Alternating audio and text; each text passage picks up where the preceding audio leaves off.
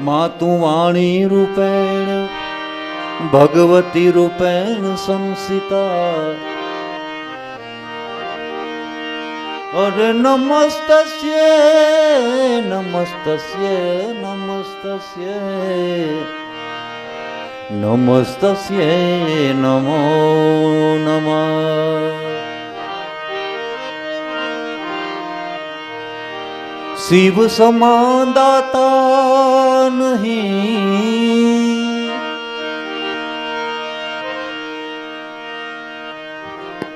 विपत विदारनहार। अब लज्जा मोरी राखियो शिवजी, शिव नंदी के असवार।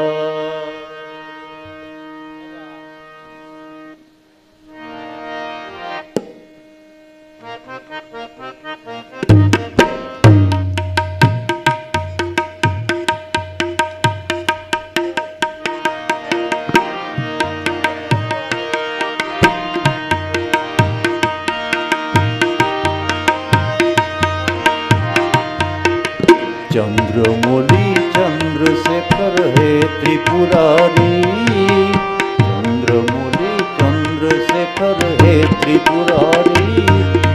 करो ने कल्याण कल्याणकारी, करो ने कृपा हवे कल्याणकारी।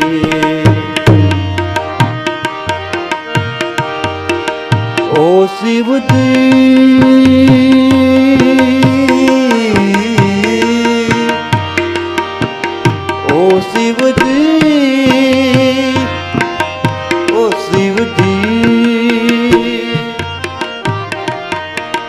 चंद्रमौली चंद्रशेखर है त्रिपुरारी। करो ने कल्याण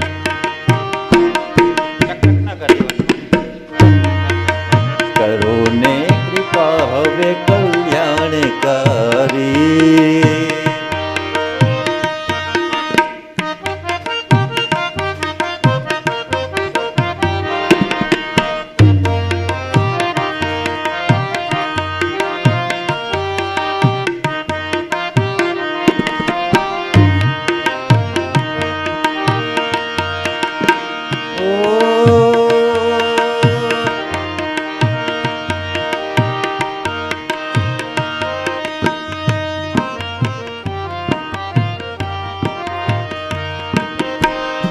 कंठे धरी छे सर्पोनी माला,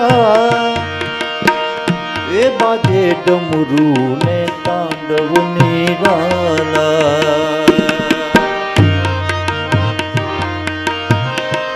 कंठे धरी छे सर्पोनी माला, बाजे डमरू ने तांडव निराला।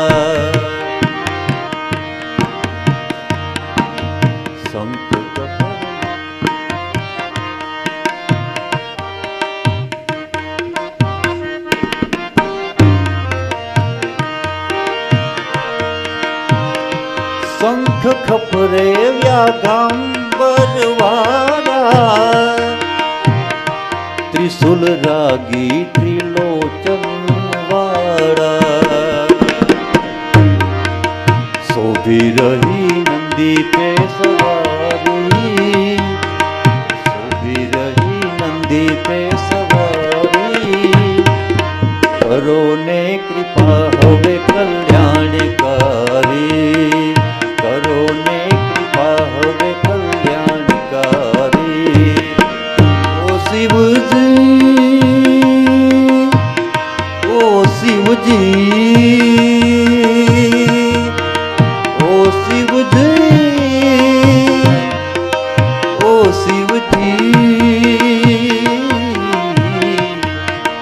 चंद्रमौली चंद्रशेखर है त्रिपुरारी, चंद्रमौली चंद्रशेखर है त्रिपुरारी। करो ने कल्याण हवे कल्याणकारी, करो ने कृपा हवे कल्याणकारी।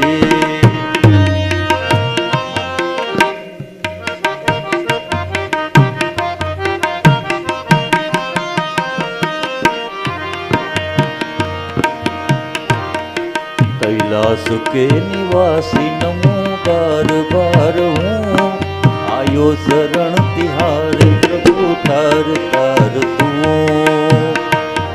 कैलाश के निवासी नमो बार बार हूँ आयो शरण तिहारे शंभु तार तार तू ओ शिव जी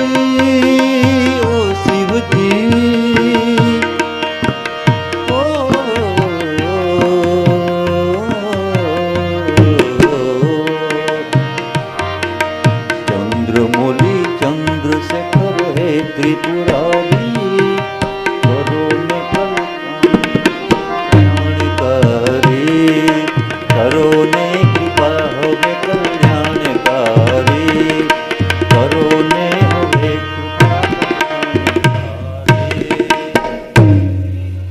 बोलिए मोवेश्वर महादेव की जय।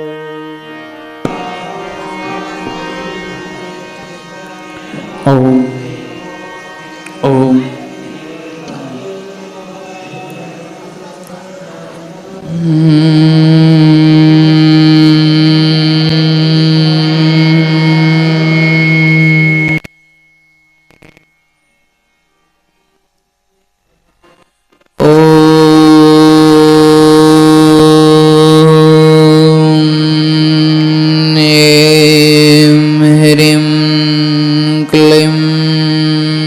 चामुण्डाय विच्चे नमः।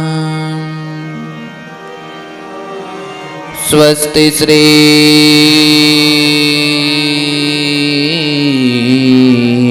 गणेशाय नमः। श्री सरस्वत्यै नमः। श्री गुरुभ्यो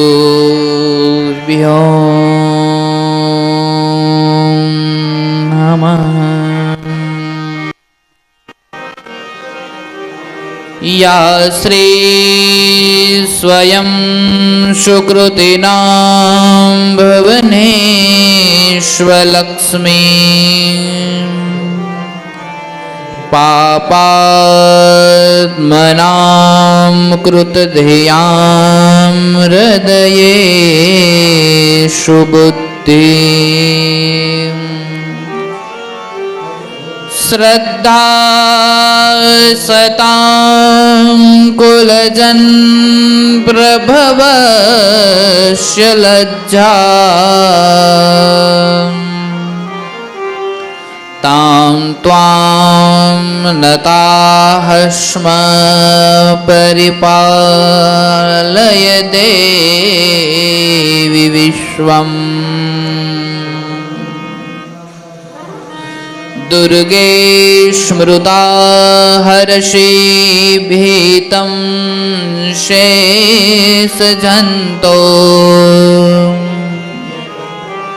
स्वस्थे स्मृता मतिमतिः शुभां ददासि।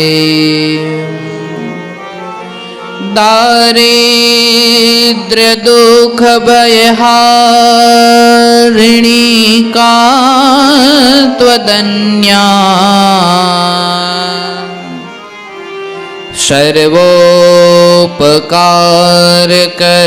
सर्वोपकारकरणाय सदार्दचित्ता।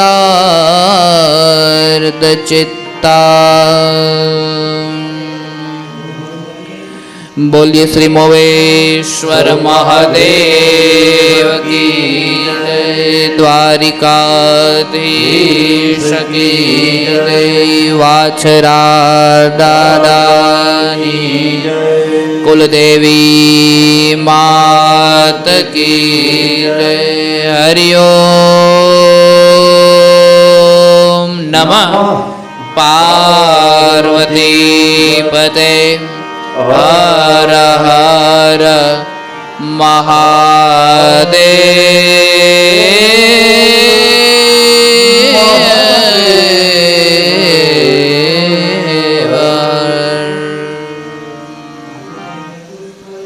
आइए घड़ी दो घड़ी के लिए परमात्मा ना नाम नु स्मरण करिए। जय अम्बे बोल, ए माँ कल्याण से। जय अम्बे बोल, ए माँ कल्याण से। जय अम्बे बोल, ए माँ कल्याण से। जय अम्बे बोल, हे माँ कल्याण छे। हे माँ कल्याण छे ने हे माँ उद्धार छे। हे माँ कल्याण छे, हे माँ उद्धार छे।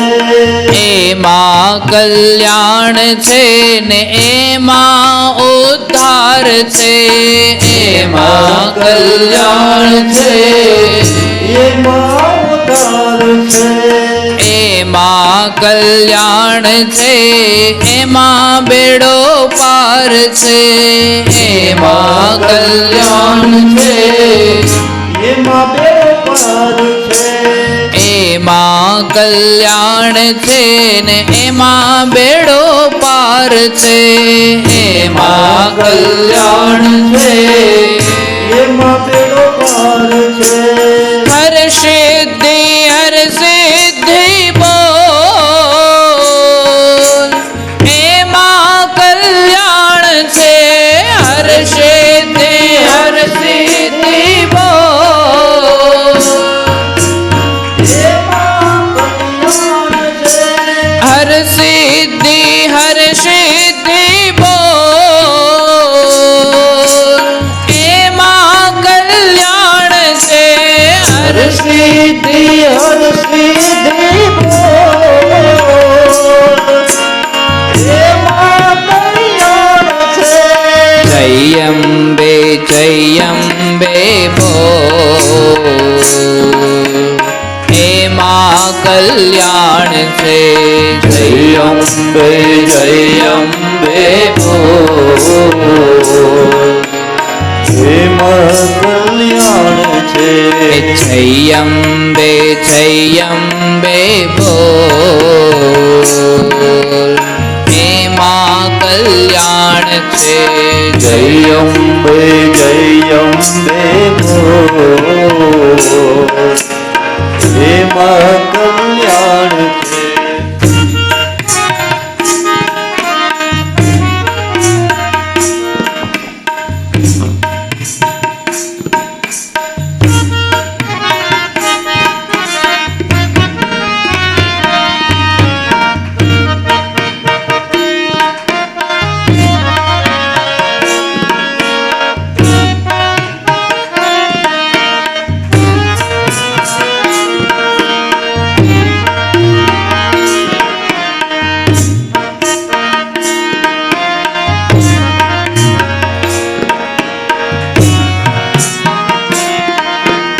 અંબાના નામ વિના જીવન નકામો. અંબાના નામ વિના જીવન નકામું. અંબાના નામ વિના જીવન નકામો. અંબાના નામ વિના જીવન નકામું. દુઃખ સર્વ જાય છે ને સુખ આવે સામું. દુઃખ સર્વે જાય છે સુખ આવે સામું. દુઃખ સર્વ જાય છે ને સુખ આવે સામું. દુઃખ સર્વે જાય છે સુખ આવે સામું. વિવેક વિચાર કરી બોલ, એમાં કલ્યાણ છે. વિવેક વિચાર કરી બોલ, એમાં કલ્યાણ છે. વિવેક વિચાર કરી બોલ,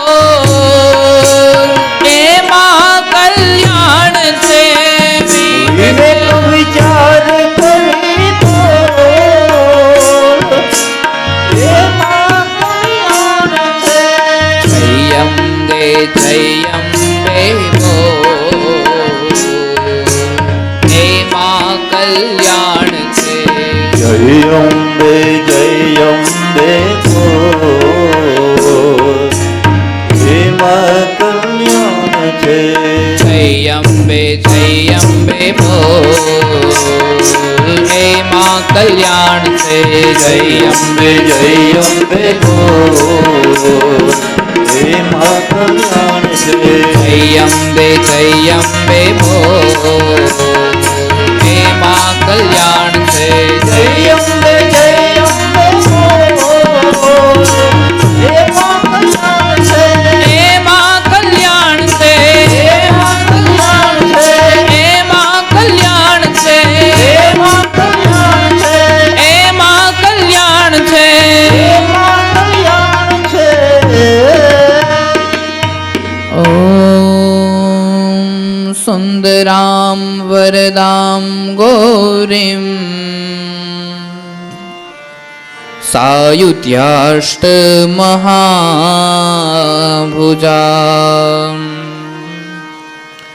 આર્દ્રચિત્તા નમોસ્તુત્વા સિદ્ધિદા કરુણામયી.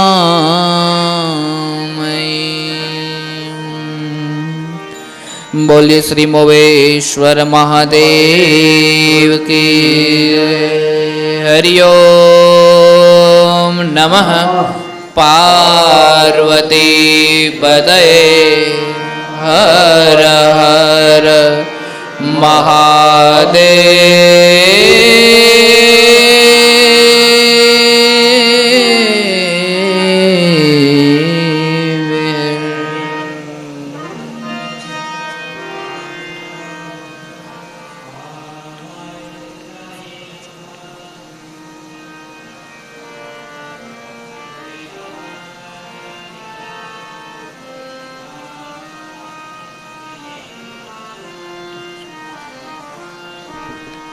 શ્રી હરિમ પરમાનંદમ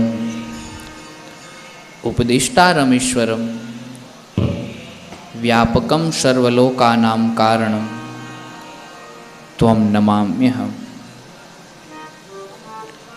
પરમાત્મા ભગવાનની દિવ્ય કૃપાથી આપણે અત્યારે શ્રીમદ દેવી ભાગવત પુરાણ પર ચર્ચા વિચારણા કરી રહ્યા છીએ અને એ ભગવતીના નામના સત્સંગનો મહિમા સાંભળી રહ્યા છીએ. એ જગદંબાની અસીમ કૃપા આપણી માથે વરસતી રહે અને એ જગદંબાની દિવ્ય દ્રષ્ટિ આપણી માથે વરસતી રહે એટલા માટે આપણે સૌ આ કથાની અંદર એક ચિત્ત બની અને પ્રકૃતિને અનુકૂળ રૂપ બનીને આપણે સૌ આ કથામાં પ્રવેશ કરીએ. ભગવાન મહાદેવના દિવ્ય ચરણ કમલમાં વંદન કરીએ. ભગવાન દ્વારિકાધીશના ચરણ કમલમાં વંદન કરીએ. આપ સર્વના હૃદય કમળમાં બિરાજમાન આત્મ સ્વરૂપ પરમાત્માને વંદન કરીએ અને આપ સર્વના હૃદય કમળમાં બિરાજતા આત્મ સ્વરૂપ પરમાત્માને મારા જાજા કરીને જય શ્રી કૃષ્ણ, જય સિયારામ, ઓમ નમઃ શિવાય, ઓમ નમો નારાયણ.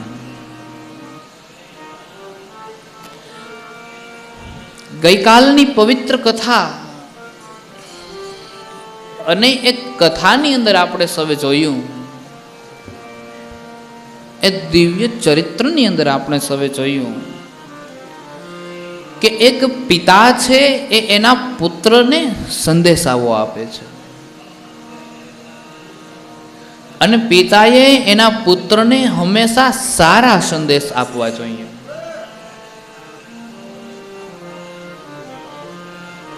જેમાં એવું કીધું છે કે દુષ્ટોને દંડ આપજે,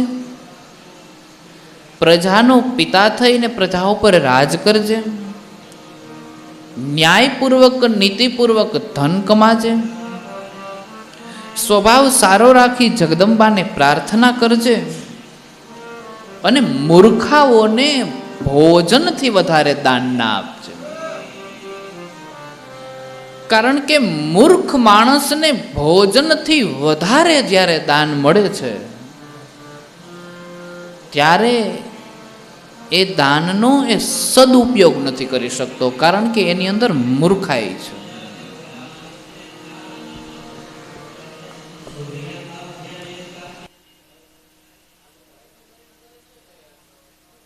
સાથે કરી.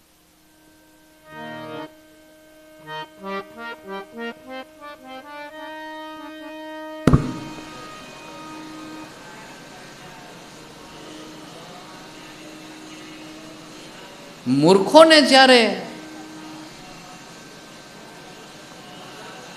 યોગ્ય કાક કરતા વધારે જ્યારે દાન આપવામાં આવે છે ત્યારે એ દાનનો સદુપયોગ નથી થતો. ભગવાનની દિવ્ય ચરિત્ર કથા છે. સત્યવ્રતને આવા અમુક સંદેશાઓ દીધા છે અને ત્યારે સત્યવ્રતને આ સંદેશાઓ જે આપવામાં આવ્યા છે એ બાદ સત્યવ્રતનું રાજ્ય તિલક થયું અને રાજ્ય તિલક થયું છે એટલા માટે સત્યવ્રત પ્રજાઓ પર રાજ કરવા લાગ્યો છે. પણ હવે આ સત્યવ્રત છે એ પહેલા જેવો સત્યવ્રત નથી. હવેનો જે સત્યવ્રત છે એ સત્યવ્રત એકદમ ન્યાય અને નીતિવાળો સત્યવ્રત છે.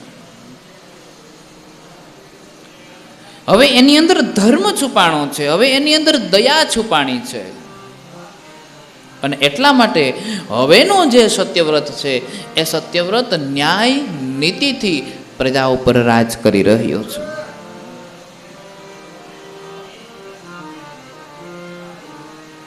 દિવ્ય ભગવાનની આ પવિત્ર અને ચરિત્રની એક આ સુંદર કથા છે. ત્યારે એમ કહેવાય છે કે સત્યવ્રતના રાજ્યની અંદર સત્યવ્રત રાજાને એક પુત્રનો જન્મ થયો છે અને એ જે એક પુત્રનો જન્મ થયો છે એ એક પુત્રનું નામ છે હરિશ્ચંદ્ર. એ હરિશ્ચંદ્ર ધીરે ધીરે મોટા થવા લાગ્યા, વિવેકી થવા લાગ્યા અને એવું કહેવાય છે કે જેમ પિતાના અમુક ગુણો દીકરામાં આવે એ જ રીતે હરિશ્ચંદ્ર પણ સત્યવાદી હરિશ્ચંદ્ર કહેવાય, પણ શરૂઆતથી સત્યવાદી નહોતો, પહેલાથી સત્યવાદી નહોતો.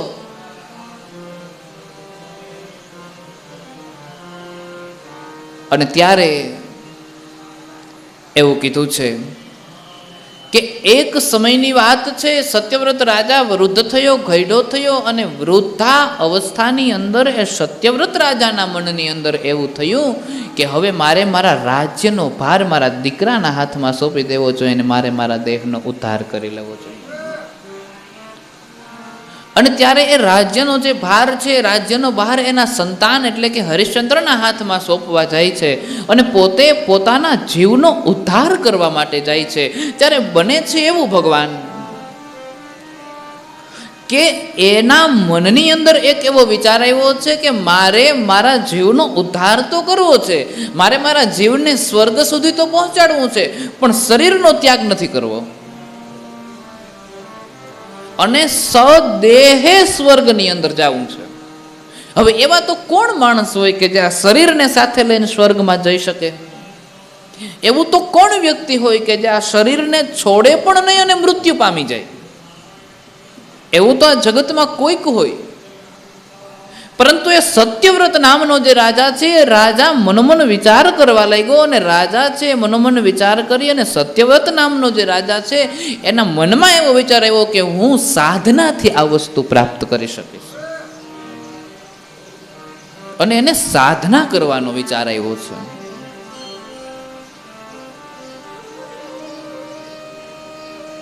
અને સાધનાથી જ્યારે એને સ્વર્ગને પ્રાપ્ત કરવું છે, પણ કેવું સ્વર્ગ પ્રાપ્ત કરવું છે તો કે સાધનાથી એને સ્વર્ગને પ્રાપ્ત કરવું છે પણ સદેહથી સ્વર્ગને પ્રાપ્ત કરવું છે, દેહની સાથે સ્વર્ગમાં જવું છે. આ દેહને અહીંયા આ જમીન ઉપર નથી મૂકવો, દેહને સાથે લે. હવે એવું તો કેમ બને? હવે આ સત્યવ્રત જે છે એ સત્યવ્રતને કોઈ પણ પ્રકારના જ્ઞાનનો અનુભવ નથી, આ સત્યવ્રતને કોઈ પણ પ્રકારની સમજણ નથી, આ સત્યવ્રતને કોઈ પણ પ્રકારનું સાધના કઈ રીતે કરવી એનો અનુભવ નથી. તો સાધના કરવી તો કરવી કેમ?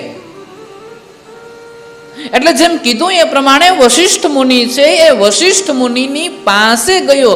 અને આ વશિષ્ઠ મુનિ એ જ વશિષ્ઠ મુનિ છે કે જેને સત્યવ્રત પ્રત્યે બિલકુલ ભાવ નથી. કારણ કે એની સમક્ષ જેવો આવે છે એટલે પેલો પ્રસંગ એને યાદ આવી જાય છે કે આ એ જ સત્યવ્રત છે કે જેને એક બ્રાહ્મણના દીકરીના લગ્નમાં વિઘ્ન ઉત્પન્ન કર્યું હતું અને બ્રાહ્મણની દીકરીનો લગ્નનો પ્રસંગ બગાડ્યો હતો. આ એ જ સત્યવ્રત છે. એના સારા કર્મ સત્યવ્રતના એને ધ્યાનમાં નથી આવતા, એને એના ખરાબ કર્મ જ ધ્યાનમાં આવે છે.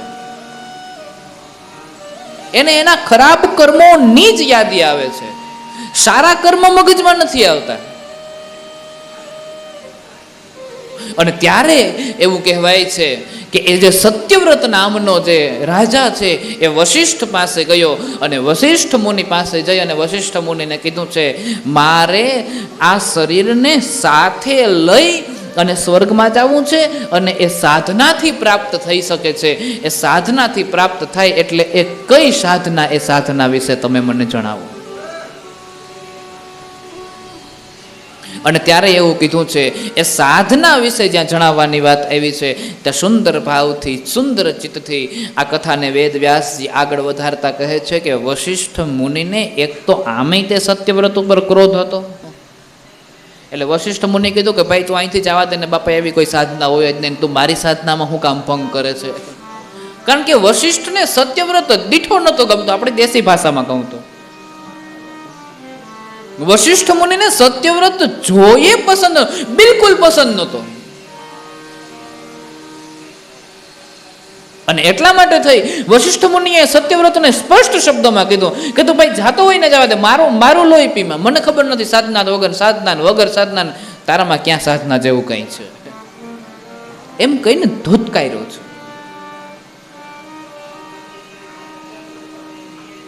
વગેરે જેવી ચર્ચાઓને જ્યાં ધ્યાનમાં લીધી છે.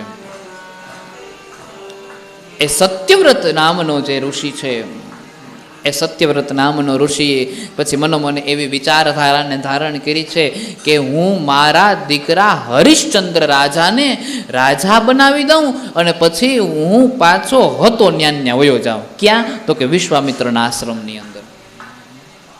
એ વિશ્વામિત્રના આશ્રમની અંદર જે બાળકો હતા, એ વિશ્વામિત્રના આશ્રમની અંદર જે બાળક અભ્યાસ કરતા હતા, એ જ બાળકના અભ્યાસને કરાવતી એના જમાડતા સત્યવ્રત રાજા મોટા થયા છે.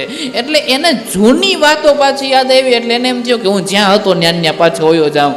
કારણ કે ત્રિશંકુ નામનું જે 3 શિંગડા હતા ને, એનો જે પાપ એના મનની અંદર જાગ્યો હતો, એ પાપમાંથી મુક્ત થવા માટે પણ મને એ આશ્રમ ના બાળકોએ આશ્રય આપ્યો હતો. એટલે મારે શરીરની સાથે સ્વર્ગમાં જવું હોય ને તો એનો આશ્રય પણ મને એ બાળકો જ આપશે. એટલે હું એ આશ્રમમાં ચાલ્યો જાઉં અને એ આશ્રમમાં જઈ અને પછી આશ્રમવાસીઓના જે બાળકો છે એ બાળકોની સમક્ષ બેસી અને હું એની પાસે માગણી કરું કે મારે શરીરની સાથે સ્વર્ગને પ્રાપ્ત કરવું છે, તો એ કઈ રીતે થઈ શકે? અને એના માટે હું કઠોરમાં કઠોર સાધના કરીશ, એના માટે હું કઠોરમાં કઠોર તપ કરીશ. પવિત્ર ભગવાનની આ દિવ્ય કથા છે. અને ત્યારે સત્યવ્રત એ વશિષ્ઠ મુનિ પાસેથી જાય છે અને એ આશ્રમમાં પ્રવેશ કરે છે. હરિશ્ચંદ્ર રાજાનો રાજ્યાભિષેક થયો, હરિશ્ચંદ્ર રાજાનું રાજ્ય તિલક થયું અને રાજ્યાભિષેકના રાજ્ય તિલક થયું છે. એ સમયગાળા દરમિયાન પવિત્ર ભાવથી અને પવિત્ર ચિત્તથી એવું દર્શાવ્યું છે કે હરિશ્ચંદ્ર રાજાએ રાજ્યને સંભાળવા લાગ્યા છે. અને એના કુલગોર કોણ છે? તો કે વશિષ્ઠ મુનિ. એટલે એનું રાજ્ય તિલક પણ વશિષ્ઠ મુનિ કરે છે. હવે અહીંયા સત્યવ્રત વિશ્વામિત્રના આશ્રમ તરફ જાય છે. આ સમય એ સમયગાળો છે કે વિશ્વામિત્ર એની તપસ્યા પૂર્ણ કરીને પાછા ફરે છે. કારણ કે વિશ્વામિત્ર જ્યારે દુષ્કાળ પડ્યો હતો ત્યારે પરિવારની એક પણ જાતની ચિંતા કર્યા વગર એ તપસ્યા કરવા ચાલ્યા ગયા હતા. એટલે હવે બહુ ખૂબ સારા પ્રમાણમાં વરસાદ થયો છે. એટલે વિશ્વામિત્ર છે એ પાછા ફરે છે. શા કારણેથી? કારણ કે વરસાદ થઈ ગયો છે. અને જ્યાં વિશ્વામિત્ર પાછા ફરે છે એ સમયગાળા દરમિયાન ચાલુ માર્ગની અંદર, ચાલુ રસ્તાની અંદર વિશ્વામિત્ર છે એ મનોમન એવું વિચારે છે કે અહીંથી જઈ મારે મારા પરિવારનો અગ્નિ સંસ્કાર જ કરવાનો છે, કારણ કે નીકળો ત્યારે મારા પરિવારની હાલતની જે દશા હતી ને એ દશાની મને ખબર છે. એ દશાની અંદર વ્યક્તિ ક્યારેય જીવતો રહી જ ના શકે. એ દશામાં વ્યક્તિ ક્યારેય જીવિત રહી જ ન શકે. અને આમ કહેવાથી પવિત્ર ભાવથી જેમ કહેવાય છે કે વિશ્વામિત્ર એના આશ્રમ તરફ જ્યાં પાછા ફરતા હતા અને જ્યાં આશ્રમમાં આવીને જોયું તો બધાયનો વજન 5-5 કિલો વધી ગયો હતો. કારણ કે સત્યવ્રત ખૂબ પ્રેમથી, ખૂબ ભાવથી એને જમાડ્યા છે, એને ભોજન કરાયું છે. અને ભોજનને કારણે બધા તંદુરસ્ત હતા, બધા પવિત્ર ચિત્તવાળા હતા, બધા એકદમ ઉર્જાવાળા હતા અને બધા પોતપોતાના શરીરની ઉર્જાને હાંચવીને બેઠા હતા.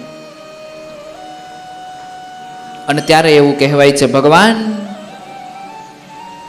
એ ઉર્જાને સાચવીને બેઠા હતા. અને એ બધાને જોઈ વિશ્વામિત્ર બહુ રાજી થયા કે અરે અરે, મારો આશ્રમ તો હતો એના કરતાં પણ થોડોક વધારે સારો દેખાવા લાગ્યો છે, મારો પરિવાર તો હતો એના કરતાં પણ વધારે સારો દેખાવા લાગ્યો છે. અને ત્યારે વિશ્વામિત્ર મુનિ છે, વિશ્વામિત્ર ઋષિ છે, એની પત્ની પાસે જાય છે અને એની પત્ની પાસે જઈને એની પત્નીને કહેવા લાગ્યા છે કે આપણા આશ્રમની આવી સુંદર દશા છે, તમે ધન્ય છો કે તમે આપણા આ આશ્રમને પવિત્રતાથી જાળવી રાખ્યો છો, તમે આપણા આ આશ્રમને સુંદરતાથી હાંચવીને રાખ્યો છો. અને ત્યારે આ વાતને જ્યાં સાંભળતા પવિત્ર મનથી વિશ્વામિત્રના જે પત્ની છે એ પત્નીએ કીધું છે કે તમારે જે કહેવું હોય એ મને નહીં, એક સત્યવ્રત નામનો રાજા હતો જે વન વન ભટકતો હતો, એને આવીને અમને એમ કીધું હતું કે તમે કોઈ જાતની ચિંતા ના કરો, અમે તમારા આશ્રમને સાચવી રાખશું, અમે તમારા આશ્રમને જાળવી રાખશું. અને એની દયાથી આપણો આશ્રમ જળવાયો છે, એની કૃપાથી આપણો આશ્રમ સચવાયો છે.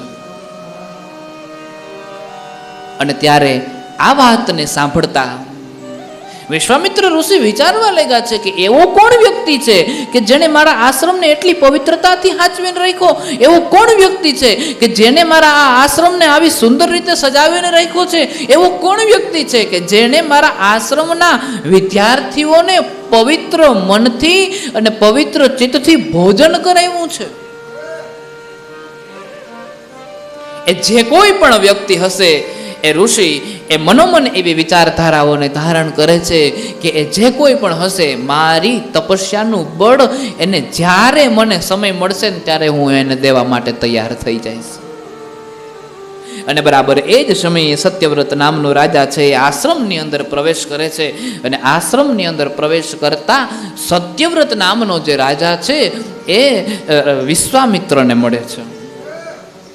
અને વિશ્વામિત્રને મળ્યો છે એટલે વિશ્વામિત્ર એના ઉપર બહુ રાજી થયા, બહુ ખુશ થયા. અને ખુશ થયેલા વિશ્વામિત્રએ એના રાજાને એવું કીધું છે કે સાંભળ રાજન, તારી કૃપાથી, તારી દયાથી અમારો આશ્રમ એકદમ સુંદર રીતે શોભાયમાન થયો છે, એટલા માટે માગો તમારે શું જોઈએ છે, માગો તમારે શું વસ્તુ જોઈએ છે, તમે જે કાંઈ પણ માગશો એ બધી વસ્તુઓ તમને દેવા માટે અમે તૈયાર છીએ, તમે જે કાંઈ પણ માગશો એ બધું તમને આપવા માટે અમે તૈયાર છીએ. અને આમ જ્યાં કહેતા એ રાજાએ એવું કીધું છે કે મારે વસ્તુ તો જોઈએ છે પણ મારે અલૌકિક વસ્તુ જોઈએ છે, લૌકિક વસ્તુની મારે કોઈ જરૂરિયાત નથી, કારણ કે લૌકિક વસ્તુનો તો હું ત્યાગ કરીને આવ્યો છું. અલૌકિકતામાં શું જોઈએ છે તો વિશ્વામિત્રના કહેવાથી એ રાજને એવું કીધું છે કે અલૌકિકતામાં મારે એવી વસ્તુ જોઈએ છે વિશ્વામિત્ર ઋષિ કે જેનાથી મને સ્વર્ગ પ્રાપ્ત થાય, પણ મારે સ્વર્ગને એ રીતે પ્રાપ્ત કરવું છે કે આ શરીરના ધરતી ઉપર છોડીને નથી જવું, સદેહે શરીરમાં સદેહે સ્વર્ગની અંદર જવું છે, આ શરીરને સાથે લઈને સ્વર્ગમાં જવું છે, શરીરને અહીંયા ધરતી ઉપર મૂકીને નથી જવું. અને ત્યારે વિશ્વામિત્ર એવું કહે છે કે એમાં શેની ચિંતા કરે છે, સાધનાના બળ વડે તો હર કાંઈ વસ્તુ થઈ શકે. આ જગતમાં કઠોર સાધના છે એ ભાગ્યની રેખાઓને પલટાવી શકે ભગવાન. કઠોરમાં કઠોર સાધના છે એ ભાગ્યની રેખાઓને ઉલટ પુલટ કરી શકે ભગવાન, કારણ કે તમારી સાધના કઠોર છે. અને વિશ્વામિત્ર એને એક સુંદર સાધનાની રીત આપે છે, અને વિશ્વામિત્ર સાધનાનું બળ દઈ અને કહે છે કે જા આ તારા શરીરને લઈ અને ઉડ, પાંખો વડે જાણે ઉડ્યો છે ને એ સ્વર્ગના માર્ગ તરફ જવા લાગ્યો છે. અને ફરી પાછો એનો એ પ્રશ્ન ઉત્પન્ન થયો, જેવો સ્વર્ગના માર્ગની અંદર જતો હતો ને એટલે એ માણસને, મનુષ્યને સ્વર્ગ તરફ જતા ઇન્દ્રદેવ જોઈ ગયા. અને સ્વભાવ હોય છૂટે થોડો, એટલે ઇન્દ્રના મનની અંદર એવું થયું, આજે આ માણસ આવે ને સ્વર્ગમાં આવી જાય ને કાલે વળી બીજો માણસ આવીએ તો એ વળી સ્વર્ગમાં આવી જાય, વળી થોડાક દીધા વળી ત્રીજો આવીએ ને વળી ચોથો આવીએ ને વળી પાંચમા, એમ કરતા કરતા દેવતાઓ નીચે જવું પડે ને માણસો ઉપર રહેવા માંડીએ. ઇન્દ્ર એનો સ્વાર્થ વૃત્તિનો માણસ છે, એટલે તમે જોજો હંમેશા સ્વાર્થ વૃત્તિના માણસો સ્વાર્થતાથી જ જોશે. હંમેશા જેની આંખમાં ઝેર છે એ આંખના ઝેરી માણસો હંમેશા એ આંખને ઝેરની દ્રષ્ટિએ જ જોશે. આપણાથી કઈ રીતે કોકના કાર્યમાં વિઘ્ન પડે, આપણાથી કઈ રીતે કોકનું કામ બગડે, આપણાથી કઈ રીતે કોકના કાર્યની અંદર મોટા મોટા વિઘ્ન પડે એ બાબતોનું ધ્યાન રાખશે. કોકના સારા કામ હોય અને એક સારા કામની અંદર આપણે જઈએ અને સારા કામને કઈ રીતે વેરવિખેર કરી નાખીએ એની દ્રષ્ટિ જેવી હોય, એની આંખમાં ઝેર હોય, કોઈનું હારવું ન જોઈ શકે. અથવા તો અમુક માણસો એવા માણસો હોય કે જે પોતાના કરતા એક સ્ટેપ ઊંચા જાય ને એટલે એ ઊંચાઈને સહન ન કરે, એની અંદર એવી તાકાત ન હોય એને સહન કરી શકે. એક સ્ટેપ એનાથી આગળ ઊંચો હોય એટલે એને સહન ન કરી શકે, પછી એનો વિરોધ કરે, પછી એની સામે પક્ષ ઉપાડે અને પછી એની સામે એવા મુદ્દાઓ મૂકે. પણ આના ઉપર તો ઈશ્વરની કૃપા, એ ક્યાં તારું ભાગવા આવ્યો હતો? તું એનું ભાગવા જાશ એટલે તારું કર્મ તું ભોગવે, એનું એ ભોગવીએ. એટલે હવના કર્મ હવ ભોગવે છે. આમાં કોઈને આ જગતની સૃષ્ટિનું જ્યારે નિર્માણ થયું ને ભગવાન, ત્યારે જ એવું કહેવામાં આવ્યું હતું કે કોઈને દુઃખ નહીં આપી શકે, માનવ પોતે જ પોતાના કર્મ વડે દુઃખને પ્રાપ્ત કરશે. આ જગતમાં કોઈને દુઃખ નહીં આપે. માણસ પોતે પોતાના કર્મ વડે અને પોતે પોતાના સ્વભાવ વડે દુઃખને પ્રાપ્ત કરશે. આ માણસનો સ્વભાવ છે દુઃખી થવા માટેનો. હાથે કરીને પગમાં કુવાડા મારીએ, પણ તેજીને ટકોરા બહુ હોય, ટકોરા કરીએ ને તો ઘણાને સમજાય તો નહીં, છેલ્લે સુધી ના સમજાય. પછી એનું જીવન એવી રીતે જીવા રાખે, પછી અંત સમય એડો આવે પણ તે ભેગું ન થાય. ઇન્દ્ર એના સ્વભાવને નથી છોડી શકતો, ઇન્દ્ર એની પ્રકૃતિને નથી છોડી શકતો, ઇન્દ્ર એના વ્યસનને નથી છોડી શકતો. વ્યસન શેનું છે? તો કે કોક એનાથી ઉપર જાય એને જોઈ નથી શકતો. અને એટલા માટે એ ઇન્દ્ર રાજા છે એ મનોમન એવો વિચાર કરે છે કે આજે એક માણસ આવે ને કાલે બીજો માણસ આવશે ને કાલે ત્રીજો માણસ આવશે ને પછી ચોથો માણસ આવશે ને પછી પાંચમો માણસ. આ માણસોનો લોક થઈ જાય ને દેવતાઓ નીચે રહેવા જવું પડી. અને આમ જ્યાં ઇન્દ્રદેવ વિચારે છે એટલે ઇન્દ્રદેવ સ્વર્ગના દરવાજા બંધ કરી દે. એટલે સ્વર્ગના દરવાજા બંધ કરે છે ને ત્રિશંકુ બરાબર એ સમયે સત્યવ્રત રાજાનું નામ ત્રિશંકુ છે. એ ત્રિશંકુ નામે કઈ નાબૂદ નથી થયું ત્રિશંકુ, કારણ કે ઓલા શિંગડા તો છે જ. અને એ ત્રિશંકુ જે રાજા છે એ ત્રિશંકુ રાજા સ્વર્ગના દરવાજા તરફ ભટકાણો અને ત્યાંથી પાછો ફર્યો, કારણ કે ઓલા દરવાજા બંધ કરી દીધા. અને ત્યાંથી પાછો ફર્યો એટલે ઉલટો આ ધરતી ઉપર પડવા લાગ્યો. માણસ આખી જિંદગી ઉલટા કામ કરે ને પછી અંત સમયે ઉલટો જ પડે છે. આખી જિંદગી ઊંધા કામ કરે પછી છેલ્લો જયારે સમય આવે ને તો પડે ઊંધો, અને ઊંધો પડે તો એવો મોઢા ભેર પડે કે એને કોઈ ઊભું કરવા વાળું ન હોય પાછું, અને ઊભું કરે તો એમાં શરીરમાં કઈ રહ્યું ન હોય પાછું. એના કરતા પેલા સમજી જાય તો શું વાંધો છે? એટલે ઉલટો પડ્યો છે. અને ઉલટો પડ્યો છે એટલે ઉલટો ઉલટો એ ધરતી ઉપર આવી જાય છે. પણ જો ઈશ્વરની કૃપા હોય તો ઉલટા પડીએ ત્યારે સદગુરુનું સ્મરણ થઈ જાય, અને સદગુરુની જો આપણી ઉપર કૃપા થઈ જાય તો ભવબેડો પાર થઈ જાય. અને આ વિશ્વામિત્રને સદગુરુનું સ્મરણ થયું. એ ગુરુજીના નામની હો માળા છે ડોકમાં,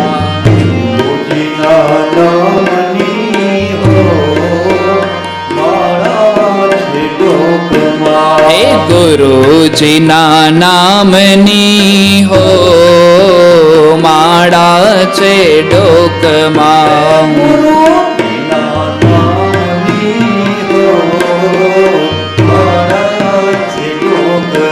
એ નારાયણ નામની હો માળા છે ડોકમાં.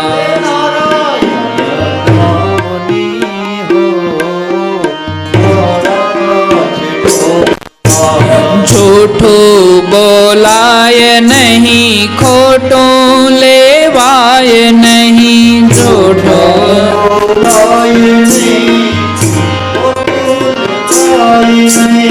જૂઠું બોલાય નહીં, ખોટું લેવાય નહીં, જૂઠું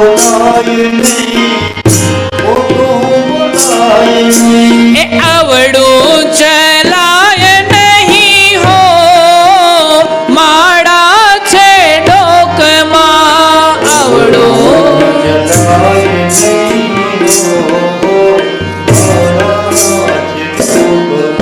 એ આવડું ચલાય નહીં હો માળા છે ડોકમાં, આવડું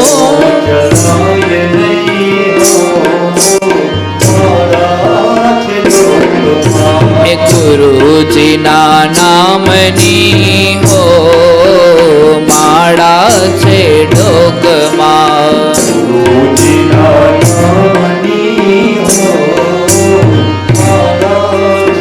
કેવી પ્રકૃતિ છે એ પ્રકૃતિની અંદર એવું દર્શાવ્યું. એ ત્રિશંકુ ઉલટો પડવા લાગ્યો, અને ઉલટો પડ્યો એટલું નહીં, એ ઉલટો પડતા પડતા એના મનની અંદર સમરણ જાગી ગયું. અને કોના નામનું સમરણ જાગ્યું? તો કે સદગુરુના નામનું સમરણ જાગ્યું. અને સદગુરુના નામનું સમરણ જાગ્યું એટલે આ જગતથી આપણને જો કોઈ પાર ઉતારી શકે તો ગુરુ સિવાય બીજું કોઈ નથી. આ કેવલ અને કેવલ ગુરુ જ આપણને પાર ઉતારી શકે. એટલે ગુરુનું શરણું જ્યારે થઈ જાય,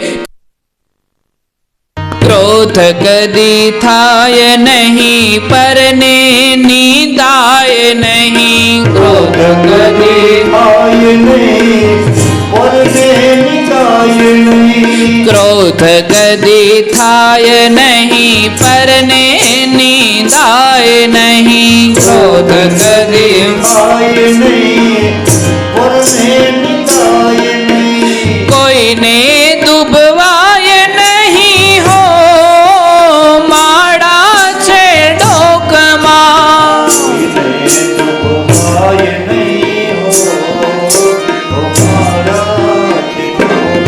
ઉલટો પડતો હતો. એટલે ઉલટા પડતા પડતા જ્યાં ધરતી ઉપર આવતો હતો ને એ સમયગાળા દરમિયાન એને સદગુરુનું સ્મરણ થઈ ગયું, વિશ્વામિત્રનું સ્મરણ થઈ ગયું. અને એટલા માટે થઈ એ વિશ્વામિત્ર નામના જે ઋષિ છે એનું સ્મરણ થયું એટલે વિશ્વામિત્ર એનો ઉદ્ધાર કરવા માટે આવી ગયા. અને વિશ્વામિત્ર એનો ઉદ્ધાર કરવા આવી ગયા એટલું નહીં, ઉદ્ધાર કર્યો ખરા. અને ગુરુ ગમે એમ કરીને પાર આપી દે, ગુરુ ગમે એમ કરીને પાર પાડી દે. કારણ કે પરને પીડાય નહીં, ઉપદ ધરાય નહીં, પરને પીડાય નહીં, ઉપદ ધરાય નહીં, પરને પીડાય નહીં, ઉપદ ધરાય નહીં, પરને પીડાય નહીં,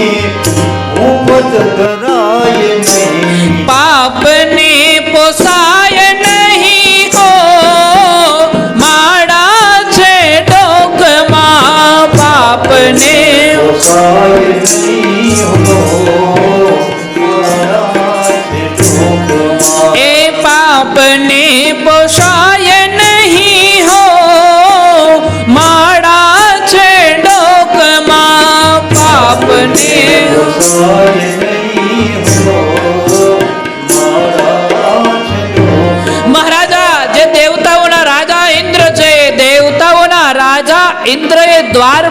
કર્યા.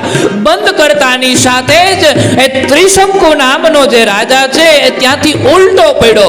ઉલટો થયો એટલે ઉલટા માથે ધરતી ઉપર આવતો હતો, અને ઉલટા માથે ધરતી ઉપર આવતો હતો એ સમયે એને ગુરુના નામનું સ્મરણ થઈ ગયું. અને એ સમયે ગુરુના નામનું સ્મરણ થયું એટલે ગુરુએ એના ઉપર ઉપકાર કરવા માટે કીધું છે, એ ત્રિશંકુ નીચે ના આવતો ન્યા ઉભો રહે. કારણ કે ગુરુએ એના ઉપર કૃપા કરી. અને ગુરુ જ્યારે આપણી ઉપર કૃપા કરે પછી આ જગતમાં આપણને સુખ ન દેખાય, દુઃખ ન દેખાય.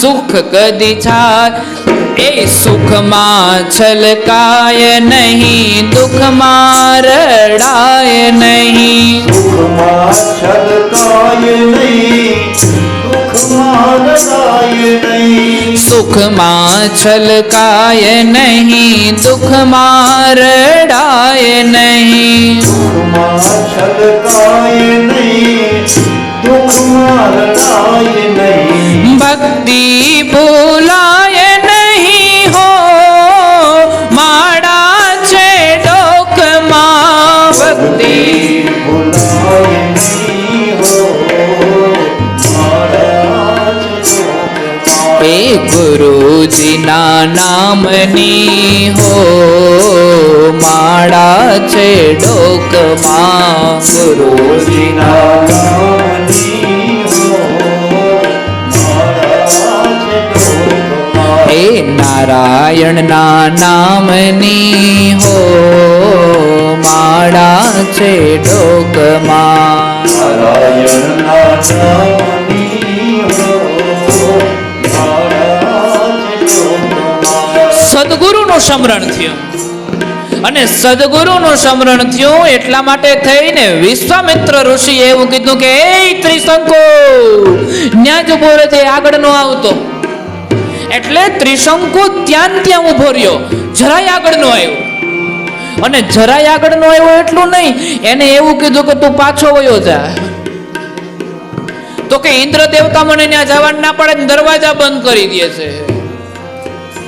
અને ઇન્દ્ર દેવતા જવા ના પડે, દરવાજા બંધ કરી દે. આ વાત જ્યાં વિશ્વામિત્રએ સાંભળી ત્યાં વિશ્વામિત્રને એમ થયું કે ઇન્દ્રને સમજાવવા મારે જવો પડશે. અને સદગુરુ આપણી ઉપર કૃપા કરે એટલે ઇન્દ્ર દેવતા છે એને એમ કહેવાય છે કે ઇન્દ્ર દેવતાને સમજાવવા માટે થઈ અને ત્યાં જાય છે.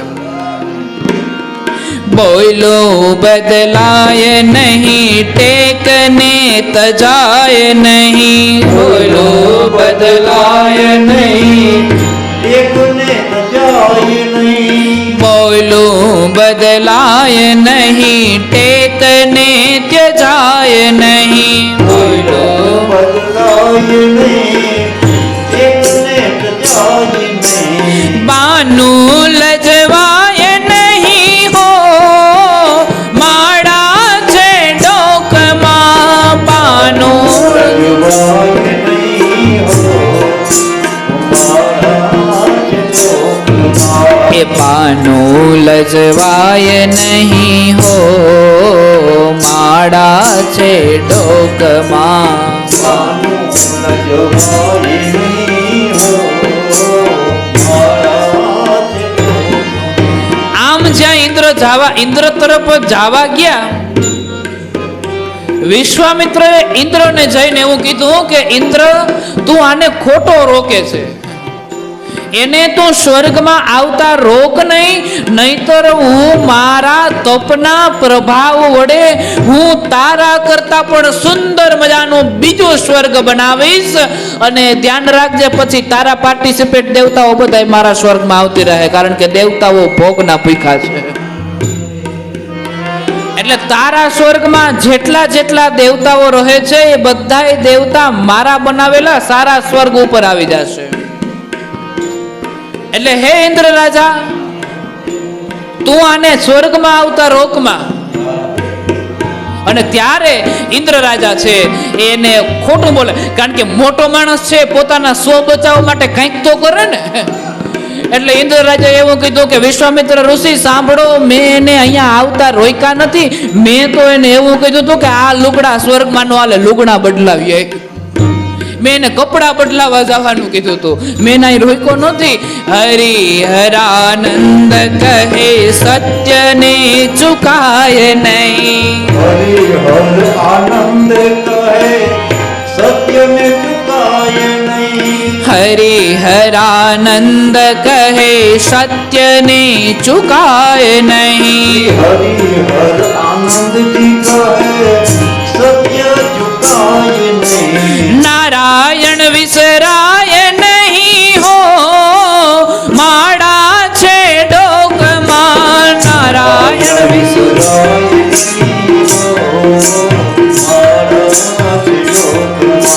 ગુરુજીના નામની હો, માળા છે ડોકમાં. નારાયણ નામની હો, એ માળા છે ડોકમાં. એ માળા છે ડોકમાં, માળા છે ડોકમાં. વિશ્વામિત્ર ઋષિ ઇન્દ્ર રાજાને એવું કહે છે કે સાંભળ ઇન્દ્ર રાજા, તું આને સ્વર્ગમાં તો તારે આવવા જ દેવો પડશે, અને જો તું આને સ્વર્ગમાં આવવા નહીં દે તો પછી હું આવું ને આવું તારા કરતા પછી સુંદર સ્વર્ગ હું બીજો ઉત્પન્ન કરીશ, બીજું સ્વર્ગ ઊભું કરીશ, અને પછી કેતો નહીં તારા દેવતા મારા સ્વર્ગમાં અવતારીએ તો. અને આમ જ્યાં કીધું ત્યાં ઇન્દ્ર રાજા ડરી ગયો કે આનું કઈ નક્કી નંબરે થાય તો થાય ખરા, કારણ કે આની પાસે બળ પ્રતાપ છે ખરા. અને ત્યારે એ ઇન્દ્ર રાજાએ પોતાના સ્વ બચાવ માટે થોડુંક અસત્ય બોલ્યા છે. અને એવું કીધું છે કે વિશ્વામિત્ર ઋષિ, મેં તો એને એમ કીધું હતું કે તમારે અહીંયા આ લુગડા, તમે લુગડા હારા લુગડા પહેરીને આવો, એમ બીજા લુગડા પહેરી આવો, આ નો હાલે. કારણ કે સ્વ બચાવ માટે કંઈક તો કરવું ને. અને પોતાના બચાવ માટે માણસ હંમેશા અસત્ય બોલતો હોય છે. સ્વ બચાવ માટે માણસ હંમેશા અસત્યનો સહારો લેતો હોય. ઇન્દ્રએ પોતાના બચાવ માટે આમ કહ્યું, અને પછી સત્યવ્રતને સ્વર્ગની અંદર આવવા દીધો. આ જે સત્યવ્રત છે એ શરીરની સાથે, દેહની સાથે સ્વર્ગની અંદર ગયો છે. અને ત્યારે વ્યાસજી કહે છે કે આ જે વિશ્વામિત્રની પાછળ પણ એક પરાશક્તિનું કામ છે, અને સત્યવ્રતની પાછળ પણ એક પરાશક્તિનું કામ છે. જે શક્તિ છે એને સ્વર્ગ સુધી પહોંચાડી દે છે. જે શક્તિ છે એને સ્વર્ગનો માર્ગ બતાવી દે છે. અને ત્યારે ગુરુ કૃપાથી સત્યવ્રત છે એ ત્યાં પહોંચી ગયા છે. સાધનાની શક્તિ છે એ ભગવાન બહુ મહાન છે. તમે જ્યારે સાધનાની શક્તિ અપનાવો છો ત્યારે એ સાધનાની તમારી જે શક્તિ છે એ અતિશય મહાન છે. પરમાત્માની દિવ્ય કૃપાથી એ જ સત્યવ્રતના પુત્ર હરિશ્ચંદ્ર થયા છે. હરિશ્ચંદ્ર સત્યવાદી છે પણ શરૂઆતથી નથી. હરિશ્ચંદ્ર સત્યવાદી છે પણ શરૂઆતમાં નથી. જેમ સત્યવ્રત છે પ્રજાનું કલ્યાણ કરનાર છે, સત્યવ્રત છે સાધના વડે પોતાના દેહનું કલ્યાણ કરનાર છે, પણ પહેલા તો સત્યવ્રત પણ રાક્ષસી વૃત્તિને ધરાવતો હતો. એમ પિતાના ગુણ પુત્રમાં આવે ને, એમ હરિશ્ચંદ્ર પણ પહેલા તો અસત્ય બોલતા હતા, પણ પછીના જીવનમાં અમુક કારણો એવા બન્યા ત્યારે એ સત્યના માર્ગ પર ચાલવા લાગ્યા છે. અને એમાં બને છે એવું ભગવાન એ જે ઋષિ છે, એ જે મુનિ છે, એ સત્યવ્રતનો દીકરો હરિશ્ચંદ્ર થયો, રાજ્ય તિલક થયું. હવે વિચારવાની વાત એ છે, સત્યવ્રતના પિતા અરુણ એ પણ વશિષ્ઠ મુનિને પગે લાગવા જતા હતા. સત્યવ્રત પણ વશિષ્ઠ મુનિ પાસે ગયો હતો, અને સત્યવ્રતના દીકરા હરિશ્ચંદ્ર એ વશિષ્ઠ મુનિ પાસે ગયા હતા. આ ત્રણ પેઢીને વશિષ્ઠ મુનિ એક જ. વિચારો એની ઉંમર કેવડી હશે, સાધુ સંતોની ઉંમર કેવડી હશે. અને અહીંયા બીજો પક્ષ જોઈ લ્યો, વિશ્વામિત્ર પણ ત્રણે ત્રણ પેઢીને ઓળખે છે. પાછા અરુણને ઓળખે છે, એના પુત્રને ઓળખે છે, અને એના પુત્રને ઓળખે છે. અને હવે શક્તિની કૃપા કેવી છે અને શક્તિની લીલા કેવી છે એ જોજો. વશિષ્ઠ મુનિ છે એ સત્યવ્રતના વિરોધી છે, અને વિશ્વામિત્ર છે એ હરિશ્ચંદ્રના વિરોધી છે. આ બે એકાબીજા ઉલટા છે, તમે એ વિચાર કરી લ્યો. ભગવાનની દિવ્ય ચરિત્રની જ્યાં પવિત્ર કથા છે ત્યાં એવું કહેવાય છે કે હરિશ્ચંદ્ર રાજાનું તિલક થયું છે. જ્યાં હરિશ્ચંદ્ર રાજાનું રાજ્ય તિલક થયું એ સમયગાળા દરમિયાન પછી અમુક સમય વીતો, હરિશ્ચંદ્રનો વિવાહ થયો અને બાદ એમ કહેવાય છે કે એને એક પણ પુત્ર નથી. અને એટલા માટે થઈ, પુત્રની પ્રાપ્તિ કરવા માટે થઈ, પુત્રને મેળવવા માટે થઈ અને હરિશ્ચંદ્ર રાજા છે એ તપસ્યા કરવા જાય છે, તપ કરવા જાય છે. અને હરિશ્ચંદ્ર રાજા જ્યાં તપ કરવા ગયા, તપસ્યા કરવા માટે ગયા છે, ત્યાં એવું કહેવાય છે કે એને વરુણ દેવને પ્રગટ કર્યા છે.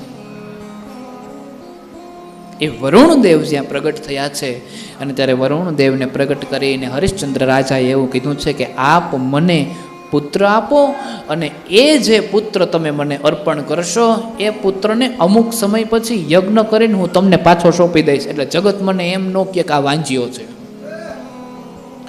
જગત મને એવું ન કહે કે આ રાજા પુત્ર વિનાનો છે. હવે વરુણ દેવે કઈ એવું કીધું નતું, દેવતાઓ કઈ આપણી પાસે માંગતા નથી કે તમે એટલું મૂકો ને એટલું મૂકો ને. માનતાઓ હંમેશા આપણે આપણી કેપેસિટી પ્રમાણ કરવાની હોય. આ તો 101 બોક્સ મિષ્ટાનના ચડાવીશ ને 101 બોક્સ મીઠાઈના ચડાવીને પછી બોક્સની સાઈઝ ઘટાડવી પડે. એ બોક્સમાં બે પેંડા જ આવતા હોય, વધારે ન. એના કરતાં એમ ખાલી માનતા કરતો કે ભગવાન તમને મિષ્ટાન ચડાવીએ. એ ક્યાં એવું કહે છે કે મોટી જ માનતા કરો એમ.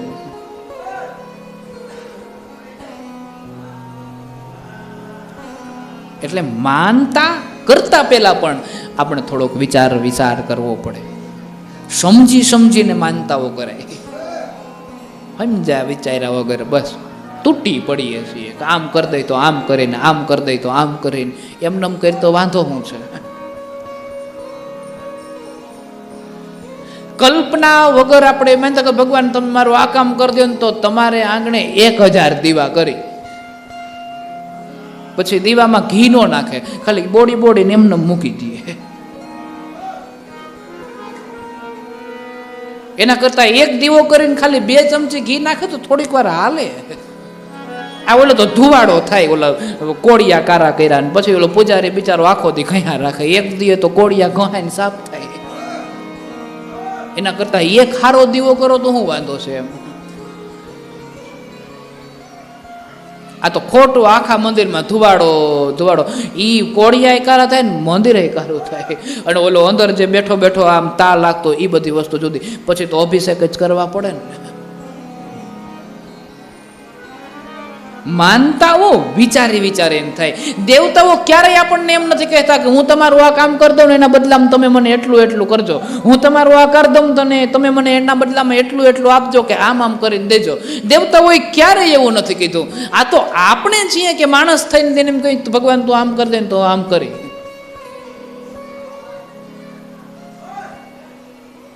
બળબારની માનતા થઈ જાય, અને બળબારની જ્યારે માનતા થઈ જાય છે ત્યારે એવું કહેવાય છે કે ભગવાન ખેર છોડો એ વાતને, જાજી વાતે ગાડા ભરાય. પણ હરિશ્ચંદ્ર રાજા જે છે એ હરિશ્ચંદ્ર રાજાએ એવું કીધું છે કે હે વરુણદેવ આપ મને દીકરો આપો અને હું અમુક સમયે યજ્ઞના બળ વડે એ દીકરો તમને પાછો પ્રાપ્ત કરાવી દઈશ, તમને સોંપી દઈશ.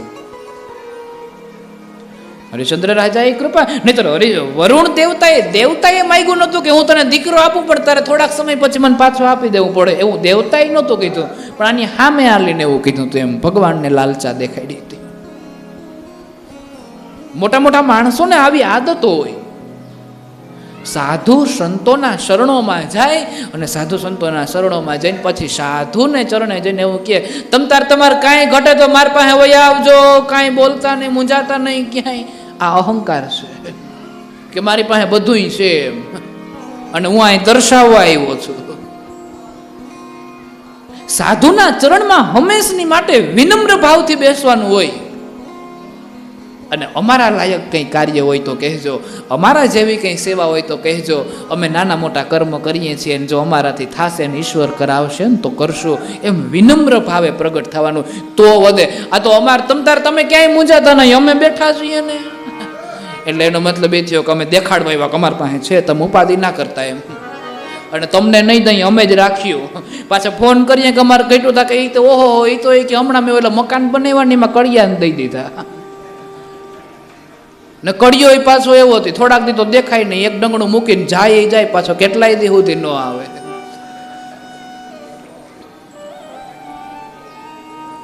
ટૂંકમાં દર્શાવવા માટે જઈએ છીએ કે મારી પાસે એટલું નહીં ને એટલું છે, મારી પાસે આમ નહીં ને આમ છે, એટલે હું અહીંયા આપું છું ને હું અહીંયા. આ એક અહંકાર છે ભગવાન. જે પહેલી મેં વાત કરી છે કે આપણા મનમાં એવું હોતું નથી કે હું અહંકારી થાઉં, પણ ક્યાંક ને ક્યાંક આપણને આપણો સ્વભાવ અહંકારી બનાવી દેતો હોય છે. એટલે સાધુના ચરણમાં, ઈશ્વરના દરબારમાં હંમેશની માટે વિનમ્ર ભાવથી બેસવું જોઈએ, વિનમ્રતાથી બેસવું જોઈએ. દેવતા ક્યારેય નથી કહેતા, સાધુ ક્યારેય નથી કહેતા કે મને એટલું દે, મને એટલું દે, મને આમ દે, મને આમ દે. અને કહે તો સાધુ નો કહેવાય. પાછા એ કહેતા હોય તો એને સાધુ નો કહેવાય. એક તો સંસાર મૂકીને આવ્યા છે ને વળી પાછા આમાંય જો ઈ જ માયામાં ફસાય તો એને સાધુતા થોડી કહેવાય. એ વિનમ્રતાનો જે ભાવ છે એ જ સાધુનું શરણ છે, એ જ ગુરુનું શરણ છે. ભગવાન પવિત્ર વાત છે.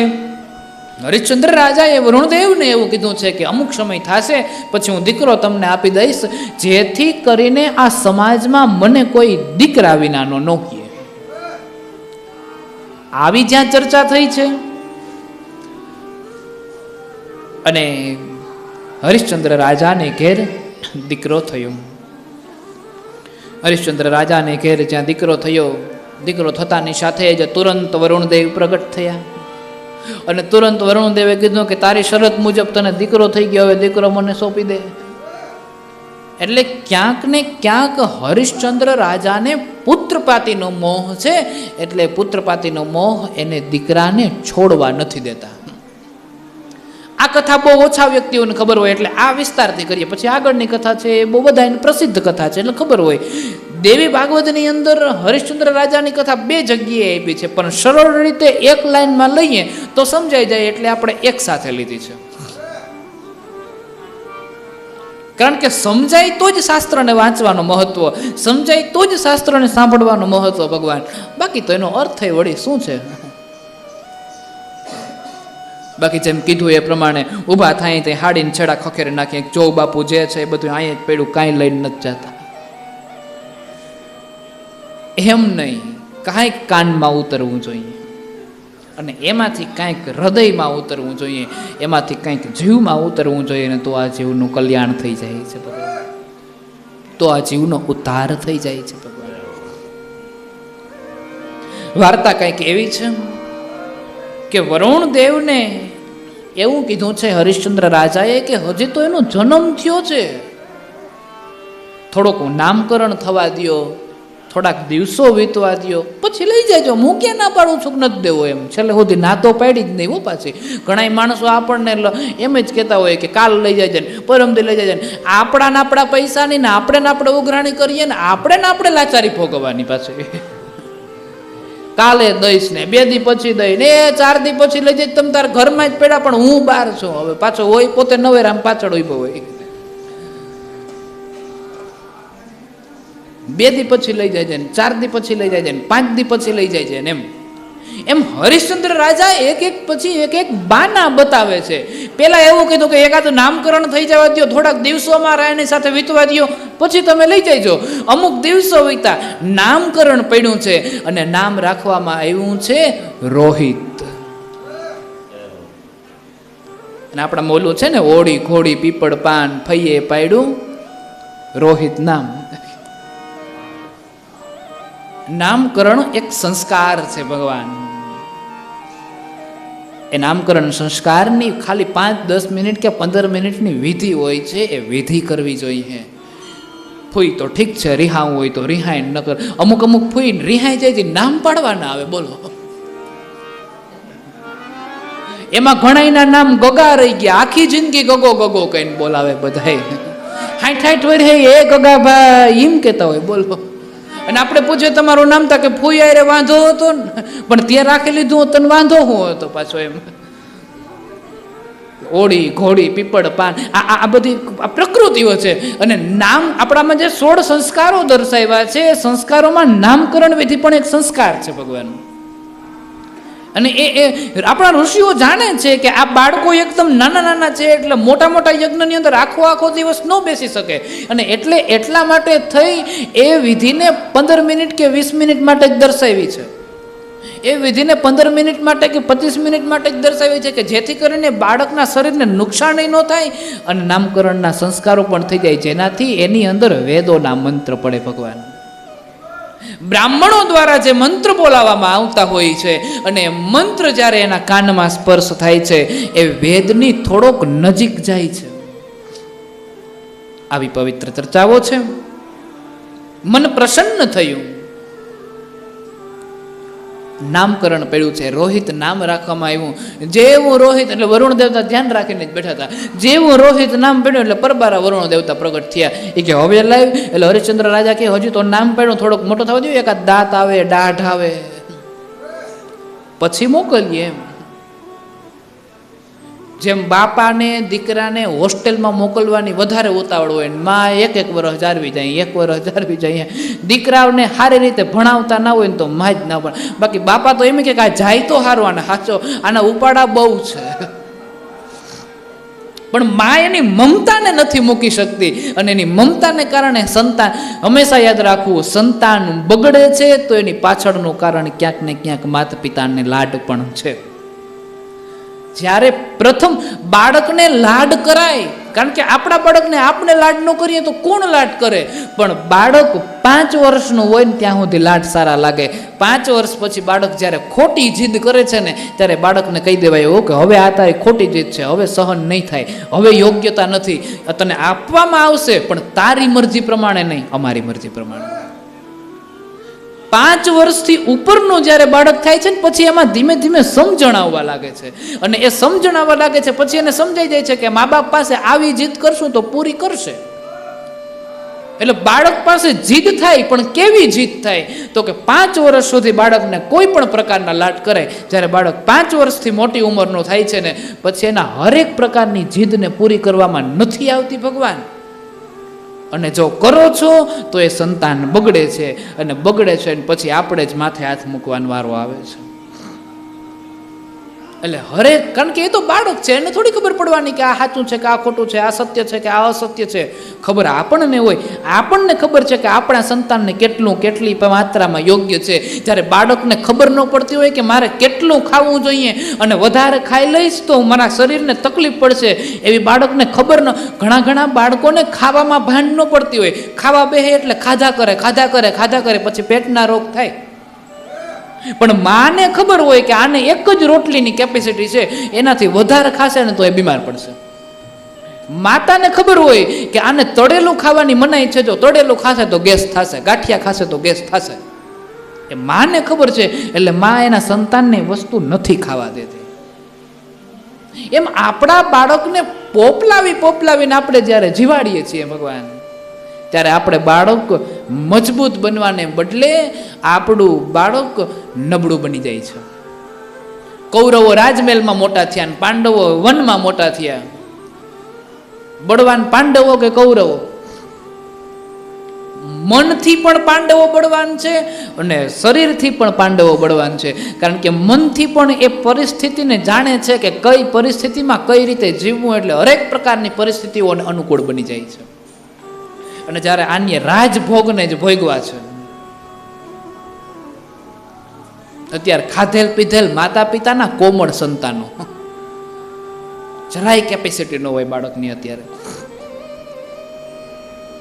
અને અમે તો ઝીણકા હતા તે પડતા ને મા માથે આવીને એમ કહેતા કે રડ્યો ને તો માથે 2 ઢીકા માર્યો, અને રડતા તો મારતાય ખરા.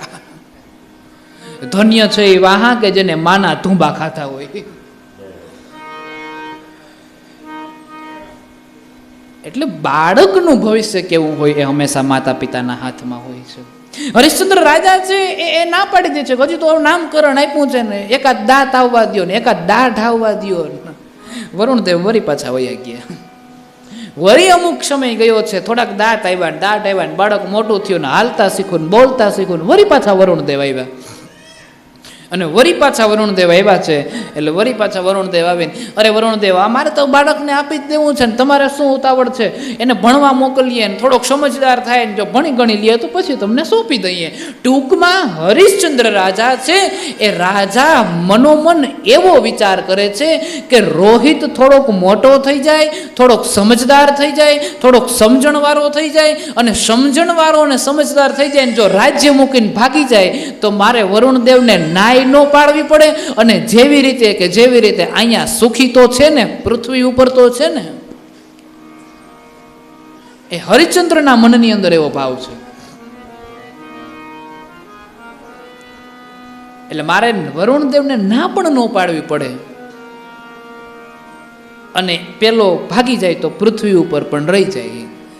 મનુષ્ય ઘણી વખત એવા કર્મ કરતો હોય છે કે એના મનની અંદર એવું હોય છે કે ક્યાં કોઈને ખબર છે. અને દાનવો ઘણી વખત એવા કર્મ કરતા હોય છે કે જે એવું છુપાવવા માંગતા હોય, ભગવાનને ખબર ન પડે ને, ભગવાનને ખબર ન પડે એવું કોઈ દી બને? ભગવાનને ખબર ન પડે એવું બને કોઈ દી?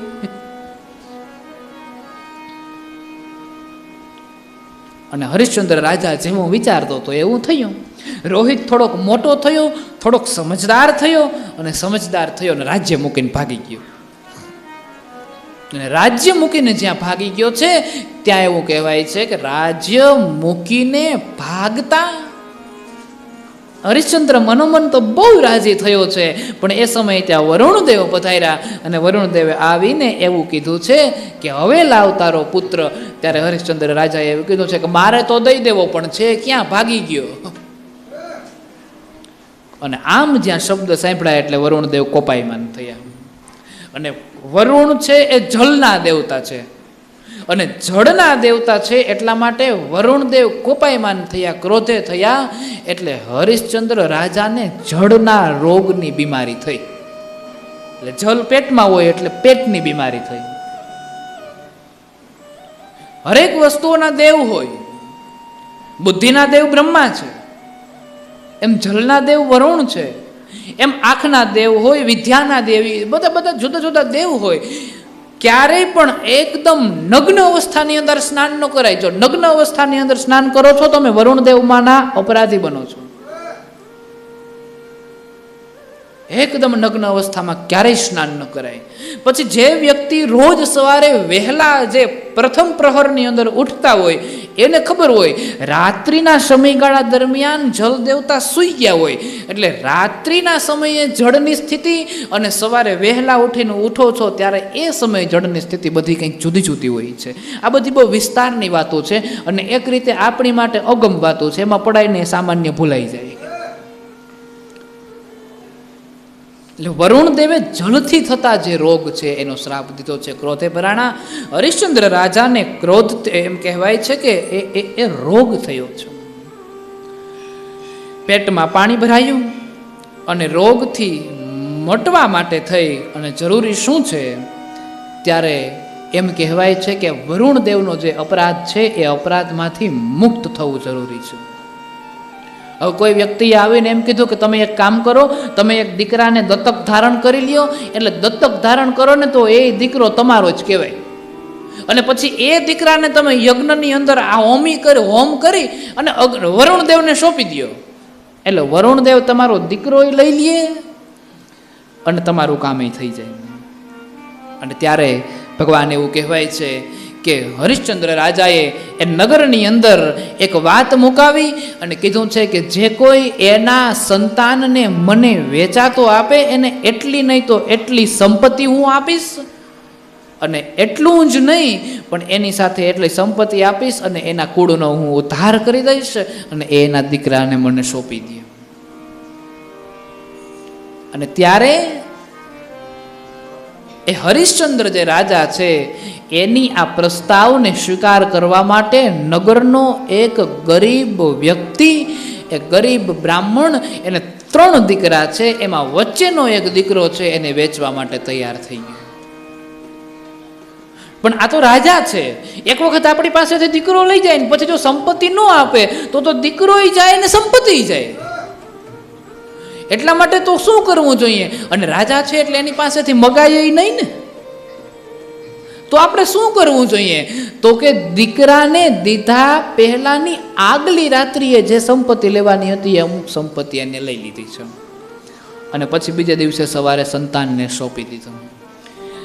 બસ હરિશ્ચંદ્ર રાજાએ બહુ મોટો યજ્ઞ કર્યો છે અને ખૂબ મોટો યજ્ઞ કર્યો છે.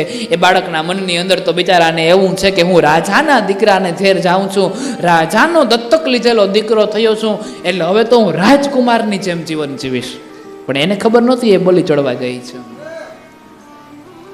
એટલે હું રાજકુમારની જેમ જીવન જીવીશ. યજ્ઞ કુંડ છે, યજ્ઞ કુંડની બાજુમાં એક સ્તંભ છે.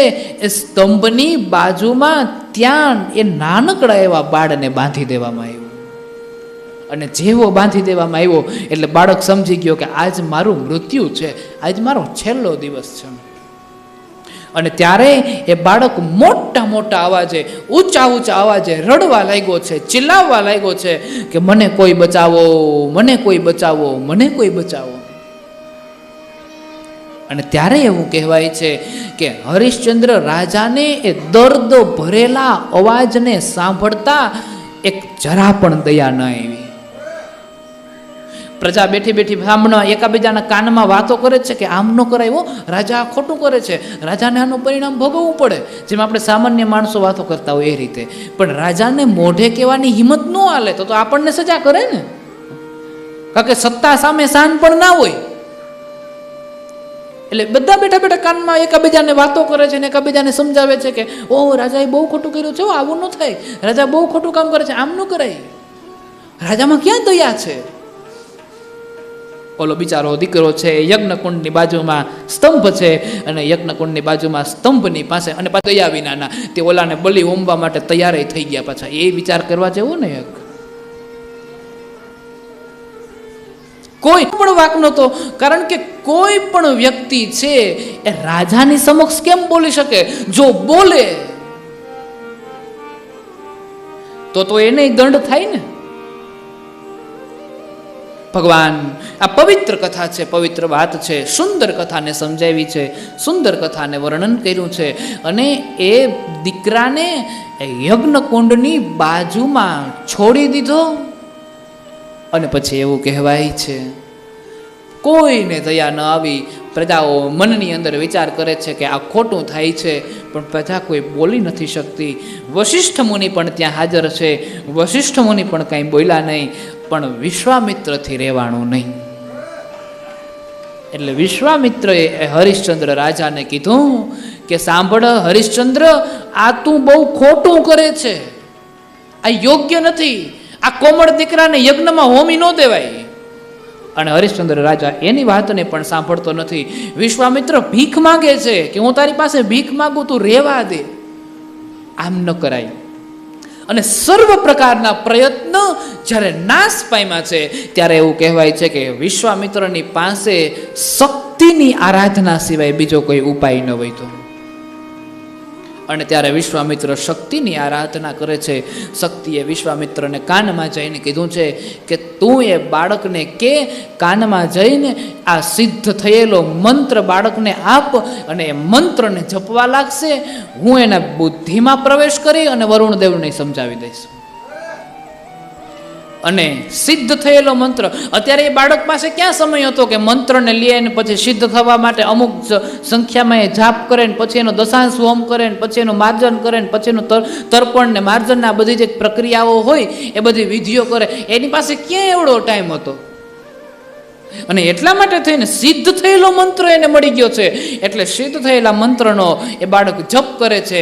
વરુણદેવ ત્યાં પ્રગટ થાય છે અને વરુણદેવની અંદર ભગવતીએ બુદ્ધિ નાખી અને વરુણદેવે એમ કીધું કે હરિશ્ચંદ્ર રાજા, મારે મારો ભાગ જોતો નથી, તું આ દીકરાને છોડી દે. અને મારે મારો ભાગ જોતો નથી, મારે કાંઈ જોતો નથી, તું આ દીકરાને છોડી દે બસ. અને હરિશ્ચંદ્રને તો એટલું જોતું હતું એટલે એની એ દીકરાને પણ છોડી દીધો. પણ હવે પ્રશ્ન એ ઊભો થયો છે કે આ છોકરાના પિતા કોણ? કારણ કે સંપત્તિ માટે એના પિતાએ એના દીકરાને વેચી નાખ્યો. સંપત્તિ માટે જે એના દીકરાને એક વખત વેચી શકે એ બીજી વખત પણ વેચી શકે, એટલે એને સોંપાય નહીં. હરિશ્ચંદ્ર રાજા પણ એનો પિતા ન કહેવાય, કારણ કે એ પોતાના સ્વાર્થ માટે થઈ અને પોતાના મામત્વ માટે થઈને એ સંતાનને યજ્ઞમાં હોમી દેવા તૈયાર થયો, એટલે એ પણ પિતા ન કહેવાય. અને પ્રજા એક રીતે પિતા કહેવાય, પણ પ્રજાને પણ પિતાનો દરજ્જો હોય, પ્રજાને પણ બાળકને સોંપવામાં ન આવે.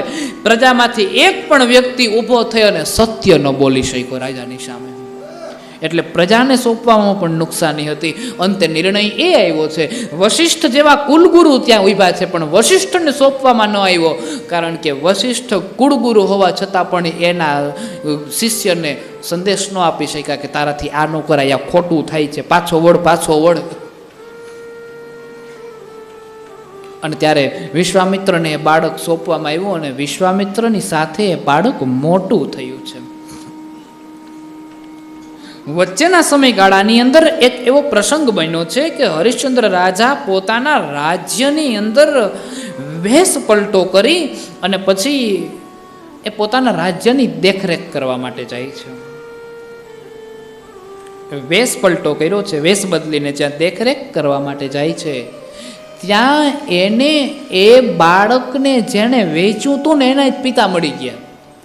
હવે એ હરિશ્ચંદ્ર રાજાને ઓળખતા નથી, કારણ કે વેશ પલટો કરી નાખ્યો. એટલે રાજાના મનમાં એવો ભાવ જાગ્યો કે લેનાની પરીક્ષા કરો કે આના મનની અંદર કેવો ભાવ છે.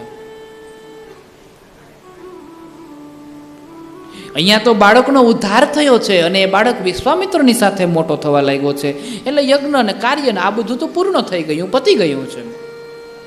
અને એ બાદ જ્યારે હરિશ્ચંદ્ર રાજા છે એ પોતાના રાજ્યની દેખરેખ માટે નીકળ્યો છે, પવિત્ર ભાવથી એવું કહેવાય છે કે એનો બાળકનો પિતા મળ્યો અને બાળકના પિતા પાસે ઊભી અને હરિશ્ચંદ્ર રાજાએ એવું કીધું છે કે તે તારા દીકરાને પૈસા માટે વેચ્યો તો? ઓલો કે હા. પૈસા હાટું થઈને તે સમાજમાં કેવડી મોટી આબરૂ ખોઈ, એ તને ખબર છે? રાજા ઓલાની પરીક્ષા કરવા માંગે છે. પૈસા માટે થઈને તે કેટલી બધી આબરૂ ખોઈ એની તને ખબર છે? અને તારે ક્યાં તારા દીકરાને વેચી નાખવાની જરૂર હતી? રાજાએ તો તને આગલે દિવસે સંપત્તિ આપી દીધી હતી, તારે રાજ્ય છોડીને ક્યાંક ભાગી જવું હતું ને, તારો દીકરો બચી જાત ને, તારી આબરૂ ન જાત. અને ત્યારે એ બ્રાહ્મણ એવું કહે છે કે હું હરિશ્ચંદ્ર રાજા જેવો નથી કે હું બોલ્યા પછી બદલી જાઉં. એ તો હરિશ્ચંદ્ર રાજાનો સ્વભાવ છે કે એક વખત વરુણદેવને એવું કહી દે કે જન્મ થતાની સાથે જ હું દીકરો તને સોંપી દઈશ, અને પછી હરિશ્ચંદ્ર રાજાની આ વાતને સાંભળતા એ દીકરો સોંપવાની જે વાત એવી છે એમાંથી મુકરી જાય. એ અમારા ગામનો કદાચ રાજા હોઈ શકે પણ હું નથી એવો. અને આ વાતને જ્યાં સાંભળી છે ત્યાં તો હરિશ્ચંદ્ર રાજાના મનની અંદર ભાવ જાગ્યો કે ઓહો હું આવો માણસ છું. અને ત્યારથી એને નક્કી કરી લીધું કે આજ પછી હું મારા જીવનમાં ક્યારેય અસત્ય નહીં બોલું, હું સત્ય જ બોલીશ. અને એ પછી રાજા સત્યના માર્ગ પર ચાલવા માંડ્યો. અને જેમ અત્યારે કેમ આપણે કહીએ છીએ કે ઓહો તું તો હરિશ્ચંદ્રના ગાડેથી ઉતરો ને, એમ કાલ સવારે હું અસત્ય બોલું છું એવો પ્રભાવ જ્યાં ગામમાં ફેલાશે તો પછી કાલ સવારે કોઈ મારા નામનો દાખલો આપતા એવું કહેશે કે જે માણસ ખોટું બોલતો હશે ને, જે માણસ અસત્ય બોલતો હશે ને, એ વ્યક્તિ એવું કહેશે કે જો આ હરિશ્ચંદ્ર જેવો છે. એટલે કહેવાની જરૂર નહીં પડે કે ખોટું બોલે છે એમ. એટલે આવા દ્રષ્ટાંતો ન અપાય ને, એટલા માટે થઈ અને હું સત્યના માર્ગ પર હાલ્યો જાઉં. એટલે મારું દ્રષ્ટાંત અપાય તો પણ શાના માટે અપાય? તો કે સત્યના માર્ગ પર અપાય. હરિશ્ચંદ્ર મહારાજા છે એ સત્યના માર્ગ પર જાય છે. અને એ પછી એને નિર્ણય કર્યો છે કે હવેથી હું સત્ય જ બોલીશ. અને એ પછી એ સત્ય જ બોલે છે. એક વખત બહુ મોટો યજ્ઞ દેવલોકની અંદર, દેવતાઓની અંદર થયો છે. અને ત્યારે ધરતી પરના અનેક ઋષિઓને ત્યાં આમંત્રણ આપવામાં આવ્યું છે. એમાં વશિષ્ઠ મુનિ પણ છે અને વિશ્વામિત્ર પણ છે. અને ભાગ્યે બંનેની ખુરચી, બંનેનું આસન બાજુમાં મૂકવામાં આવ્યું. હવે આ યજ્ઞ થયો ને એ પહેલા હરિશ્ચંદ્ર રાજાએ એક યજ્ઞ કર્યો હતો. અને એ યજ્ઞ હરિશ્ચંદ્ર રાજાએ એટલા માટે કર્યો હતો કે માણસ જ્યારે મોટું નિયમ લેવા માગે છે ત્યારે એને એક ધર્મ કાર્ય કરવું પડે. એટલે હરિશ્ચંદ્ર રાજાએ આ જીવન સત્ય બોલવાનો નિયમ લેવો છે. એટલા માટે હરિશ્ચંદ્ર રાજાએ યજ્ઞ કર્યું છે. અને યજ્ઞ કર્યો એટલું જ નહીં, યજ્ઞથી અનેક ગણું ધન અને અનેક ગણી સંપત્તિ છે એ વશિષ્ઠ ઋષિને આપી છે. અને કાંઈ ન હોય ને યજમાન પાસેથી બહુ મોટું કવર દક્ષિણામાં મળી જાય, પછી તો રેણી કેણીમાં ફેર પડી જાય ને, પછી મોટરસાઇકલમાં જતા હોય એની જગ્યાએ 4 વ્હીલમાં જાય, પછી 4 વ્હીલમાં જતા હોય તો ફ્લાઇટમાં ઉતરીએ. આવા બધા રેણી કેણીમાં ફેર પડી જાય, વર્તનમાં ફેર પડી જાય, પહેરવેશમાં ફેર પડી જાય, વાતાવરણ બધું ચેન્જીસ થવા માંડે. એમ વશિષ્ઠ મુનિના વર્તનમાં પણ ફેર પડી ગયો. હવે એ રેણી કેણીથી બદલેલા વશિષ્ઠ મુનિ દેવ લોકોની અંદર જે યજ્ઞ હતો એ યજ્ઞમાં આવ્યો અને ભાગ્યે એ બંનેનું આસન બાજુમાં નખાણું. એટલે વિશ્વામિત્રએ સામું જોઈને કીધું કે આ બધું શું છે, કાંઈ લોટરી બોટરી લાગી છે? એટલે વશિષ્ઠ મુનિએ એવું કીધું છે કે નહીં, એવું તો કાંઈ નથી, પણ હરિશ્ચંદ્ર રાજા છે એને બહુ મોટો યજ્ઞ કર્યો છે અને બહુ મોટો યજ્ઞ કરીને એને બહુ મોટી દાન દક્ષિણા આપી છે. અને એના વખાણ કરતા એવું કહેવાય છે કે વશિષ્ઠ મુનિ કહે છે, હરિશ્ચંદ્ર સમો રાજા ન ભૂતો ન ભવિષ્યતિ. વશિષ્ઠ મુનિ કે હરિશ્ચંદ્ર જેવો રાજા ન તો ભૂતકાળની અંદર હતો ન તો ભવિષ્યની અંદર થશે, અને વર્તમાનમાં પણ હરિશ્ચંદ્ર જેવો રાજા ક્યાંય નથી. આમ વશિષ્ઠ મુનિ હરિશ્ચંદ્રના વખાણ કરે છે ને એ કોની સામે? વિશ્વામિત્ર સામે. જે વિશ્વામિત્ર હરિશ્ચંદ્રને જોઈ ગયા છે ઓલા બાળકનું યજ્ઞની અંદર હોમ કરતા, એટલે એની પ્રકૃતિ આની સામે કેવી હોય? એટલે વિશ્વામિત્રને જ્યાં સુધી વાંધો નહોતો કે જ્યાં સુધી આની એવું કીધું કે ભૂતકાળમાં પણ આવો રાજા નહોતો અને ભવિષ્યમાં પણ થશે નહીં, ત્યાં સુધી વાંધો નહોતો. પણ વશિષ્ઠજી એની આગળ બોલે છે, હરિશ્ચંદ્ર સમો રાજા ન ભૂતો ન ભવિષ્યતિ સત્યવાદી તથા દાતા શુરઃ પરમ ધાર્મિક. એના જેવો સત્યવાદી રાજા નો થાય ને એવા જેવો ધાર્મિક રાજા નો થાય. એટલે વશિષ્ઠ મુનિની આ વાત સાંભળતા વિશ્વામિત્ર મુનિએ ટકોર કરતા એવું કીધું કે એમ એના જેવો સત્યવાદી કોઈ નહીં, એ તો મને ખબર છે, તને કદાચ ખબર નહીં હોય.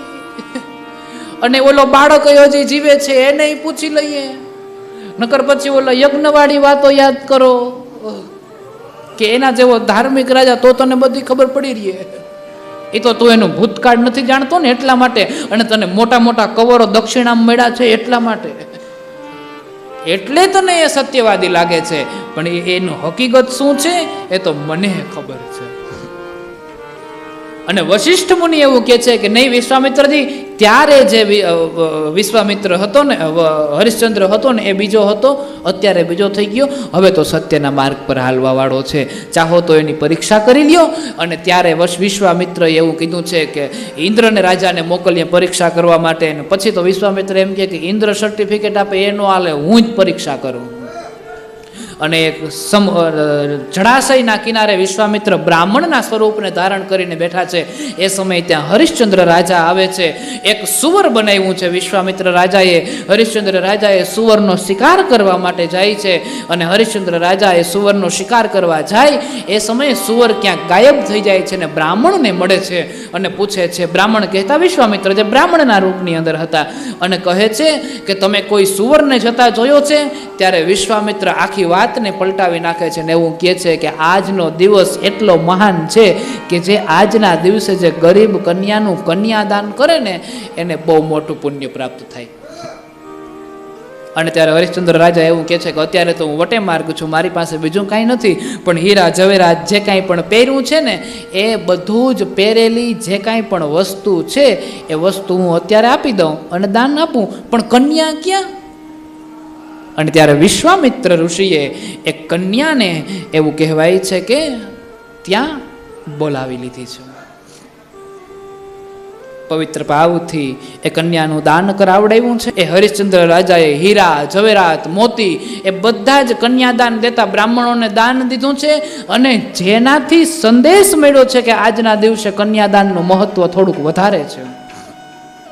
એ વિશ્વામિત્ર મુનિને એવું કીધું છે કે માગો, તમારે શું જોઈએ, તમને જે જોઈએ ને એ હું દેવા માટે તૈયાર છું. આપેલો અહંકાર થઈ ગયો કે મારી પાસે છે, જે જોઈએ એ દેવા તૈયાર છું.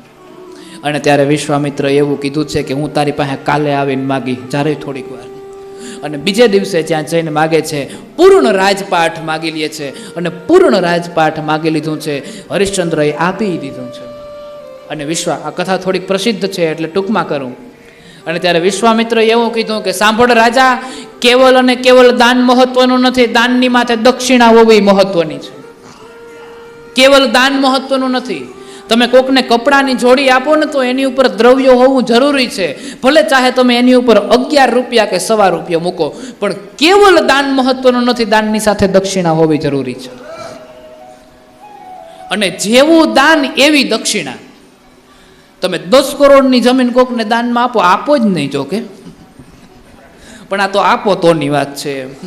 તમે 10 કરોડની જમીન કોકને દાનમાં આપો તો એ 10 કરોડ પ્રમાણે તમારું ઉપરની જે દક્ષિણા છે કમસે કમ 1.25 લાખ તો હોવી જ જોઈએ. જેવું દાન એવી દક્ષિણા. એટલે હરિશ્ચંદ્ર રાજા ત્યાં જે મને દાન કર્યું છે ને એના પ્રમાણે, તારા દાન પ્રમાણે લગભગ 10,000 જેટલી સોનાની મુદ્રિકાઓ થાય, જે તારે મને દક્ષિણામાં આપવી જોઈએ. અને ત્યારે હરિશ્ચંદ્ર રાજાએ કીધું કે મને થોડોક સમય આપો, મારી પાસે અત્યારે કાંઈ છે નહીં, અને એટલા માટે થઈ હું થોડાક સમયમાં ગમે એમ કરી અને હું ભેગું કરીને તમને આપી જઈશ. એની આશા હતી કે કાશી નગરીમાં જઈશ ને તો ત્યાંથી મને દાન પ્રાપ્ત થશે. પણ કાશી નગરીમાં દાન આપવાનું વાત તો એક બાજુ રહી, મદદ કરવાની વાત તો એક બાજુ રહી. હરિશ્ચંદ્ર રાજાને કોઈ નોકરી ઉપર રાખવા તૈયાર નહોતું. બધાએ પોતાના દરવાજા બંધ કરી દીધા કે આ તો લુખો છે, લુખો એમ કરીને બંધ. અને પછી ભરી બજારમાં એમ કહેવાય છે કે પોતાની પત્નીને વેચી, પોતાના બાળકને વેચ્યા, અને હરિશ્ચંદ્ર ખુદ પોતે પણ એક ચાંડાલને વેચાઈ ગયો. અને ખુદ પોતે પણ એક ચાંડાલને વેચાઈ ગયો છે. જેને પત્ની વેચી છે એની પાસેથી મુદ્રાઓ પ્રાપ્ત થઈ. એ જે મુદ્રાઓ છે એ મુદ્રાઓ રાજાને પહોંચાડી દીધી, વિશ્વામિત્રને પહોંચાડી દીધી. પણ જેને પત્ની વેચી છે એની શું કીધું છે કે તારે આખો દી અમારા ઘેર કામ કરવાનું, પણ તને પૈસા નહીં મળે, ખાલી ભોજન પ્રાપ્ત થશે. અને એમાંય તારા દીકરાને ભેગો નહીં રાખીએ. અને થોડીક માની મમતા વિખાણી એટલે વિનંતી કરી, ખોડો પાથર્યો. અને ખોડો પાથરીને કીધું કે તમે એને રાખી લ્યો. અને ત્યારે એની વિનંતીને સાંભળી છે, બટકું રોટલો આપે છે અને બંને પોતાનું જીવન ગુજારે છે. આ છે એ ચાંડાલને વેચાઈ ગયો અને શમશાનની દેખરેખ કરવા માટે ત્યાં રહ્યો છે. એક સમયે હરિશ્ચંદ્રના પુત્ર રોહિતને સર્પ કરડતા એનું મૃત્યુ થયું છે. અને આ જ મૃત્યુ થયું છે એને સળગાવવા માટે જવો છે. પણ એ શમશાનની અંદર એવો નિયમ હતો કે કોઈ પણ વ્યક્તિને જ્યારે સળગાવવા આવે ત્યારે એની પાસેથી પૈસા લઈ અને શમશાનના માલિકને એટલે કે ચાંડાલને આપી દેવા. એની પત્ની એના બાળકને લઈને સળગાવવા માટે આવી છે, પણ પૈસા નથી. બેય પતિ પત્ની પોતપોતાની જ્યાં ઓળખાણ આપી છે અને જ્યાં ખબર પડી કે આ તો મારો જ દીકરો છે, બંને ચોધારા આંસુઓએ રડે છે. પણ હરિશ્ચંદ્ર રાજા અસત્યના માર્ગને અપનાવતા નથી. અને એ સમય દરમિયાન ત્યાંથી ચાંડાલ નીકળ્યો છે અને કીધું છે કે તમે કોની સાથે વાતો કરો છો? આખો દી વાતો જ કરો કે કંઈ કામે કર્યા રાખો છો? અને થોડોક ખીજાણો, થોડોક ડરાવ્યો. અને ત્યારે કીધું છે કે હે પ્રભુ, આ મારો દીકરો છે, સર્પ કરડ્યો છે, મૃત્યુ થયું છે, તો કે તો એનો અગ્નિ સંસ્કાર કરી નાખો. અગ્નિ સંસ્કાર તો કરવો છે, પણ એને દેવા માટે પૈસા નથી અમારા પતિ પત્ની પાસે. ત્યારે પેલાને થોડીક દયા આવી, અને દયા આવીને એમ જ્યાં કીધું છે કે કાંઈ વાંધો નહીં, એમને હળગાવી લે, અમારા પૈસા નથી જોતા. એ પિતાએ એના પુત્ર માટે ચિતા તૈયાર કરી અને એ પિતાએ એના પુત્ર માટે ચિતા તૈયાર કરીને જેવા એ અગ્નિ સંસ્કાર આપવા માટે જાય છે, ભગવતીએ ચાંડાલને થોડીક પ્રેરણા કરી અને એવું કહેવાય છે કે એ ચાંડાલ નહોતો, એ વિશ્વામિત્ર જ હતા, જે ચાંડાલના રૂપમાં હરિશ્ચંદ્રની પરીક્ષા કરતા હતા. એ વિશ્વામિત્ર ત્યાં ને ત્યાં પ્રગટ થયા અને એના પુત્રને પણ જીવતો કર્યો અને હરિશ્ચંદ્ર રાજાને એનું રાજ પણ પાછું આપ્યું અને કીધું છે કે હું તારા ઉપર હું પ્રસન્ન છું અને તું તારી પરીક્ષામાં પાસ થયો છે, બોલ તારું રાજ પણ તને પાછું આપું ને તારે બીજું શું જોઈએ. ત્યારે હરિશ્ચંદ્ર રાજાએ એવું કીધું છે કે સાંભળો વિશ્વામિત્ર, આજ મારી પરીક્ષા આવી કરી પણ બીજાની આવી પરીક્ષા ન કરતા, કારણ કે બધાય સહન ન કરી શકે, બધાય ન ખમી શકે. અને ત્યારે હરિશ્ચંદ્ર રાજાને ફરી પાછું રાજ પ્રાપ્ત થયું છે અને ફરી પાછા એ રાજ્ય કરવા લાગ્યા છે. આઈએ આ કથાને આપણે અહીં વિશ્રામ આપીએ. આવતીકાલે એક બીજી કથા છે જે દુર્ગમના સંહારની કથા છે ભગવતી દ્વારા, એ કથાને આપણે આવતીકાલે કરીશું. આજ આ કથાને વિશ્રામ આપીએ છીએ. ગુરુદેવ તમારી જય જય હો, મહાદેવ તમારી જય જય હો. ગુરુદેવ તમારી જય જય હો, મહાદેવ તમારી જય જય હો. ગુરુદેવ તમારી જય જય હો, મહાદેવ તમારી જય જય હો. ગુરુદેવ તમારી જય જય હો, મહાદેવ તમારી જય જય હો. ગુરુદેવ તમારી જય જય હો. ગુરુદેવ તમારી જય જય હો. મહાદેવ તમારી જય જય હો. ગુરુદેવ તમારી જય જય હો. મહાદેવ તમારી જય જય હો. પ્રભુદેવ તમારી જય જય હો. ગુરુદેવ તમારી જય જય હો, મહાદેવ તમારી જય જય હો. મહાદેવ તમારી જય જય હો. મહાદેવ તમારી જય જય હો. ગુરુદેવ તમારી જય જય હો. બોલીએ મોવેશ્વર મહાદેવ કી જય. હરિઓમ નમઃ પાર્વતી પતે. હર હર મહાદેવ. બધા જ બહેનોને વિનંતી છે આરતી કરવા માટે આગળ પધારશે.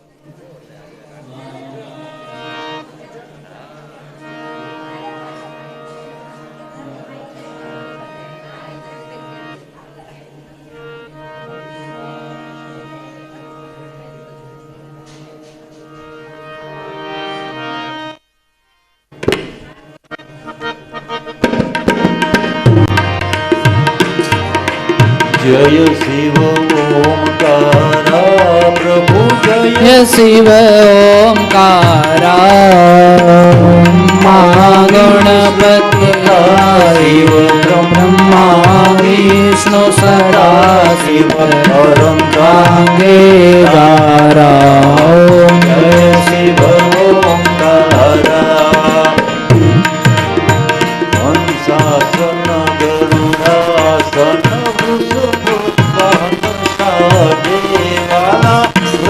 વાહન સાજે ભુજ ચાર ચતુર ભુજ તો ભુજ ચાર ચતુર ભુજ ભુજ વતી સોહે ઓમ જય શિવ ઓમકારા દીનો રૂપ તિરકતા ત્રિભુવન મન મોહે ત્રિભુવન મન મોહે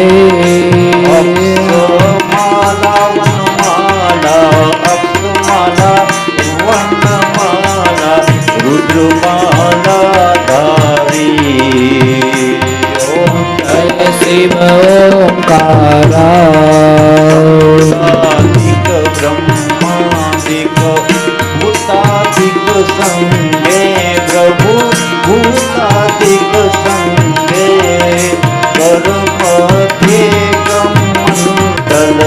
કર મધ્યે કમંડલ ચક્ર ત્રિશુલધારી ઓમ જય શિવ ઓમકારા કર્પૂર ગૌરમ કરુણાવતારમ સંસાર સારમ ભુજગેન્દ્રહારમ સદા વસંતમ હૃદયારવિંદે ભવં ભવાની સહિतं નમામિ મંગલમ ભગવાન શંભુ મંગલમ ઋષભધ્વજા મંગલમ પાર્વતીનાથ મંગલાય તનો હરિ सर्वमङ्गलमाङ्गल्ये शिवे सर्वार्थसाधिके शरण्ये त्र्यम्बके गौरी नारायणी नमोस्तुते नारायणी नमोस्तुते नारायणी नमोस्तुते नारायणी नमोस्तुते नारायणी नमोस्तुते नारायणी नमो बोलिए मोहेश्वर महादेव की जय आद्य शक्ति मात की जय वाछरा दादानी जय हर सिद्धि मात की जय हरिओम नमः पार्वती पतये हर हर महादेव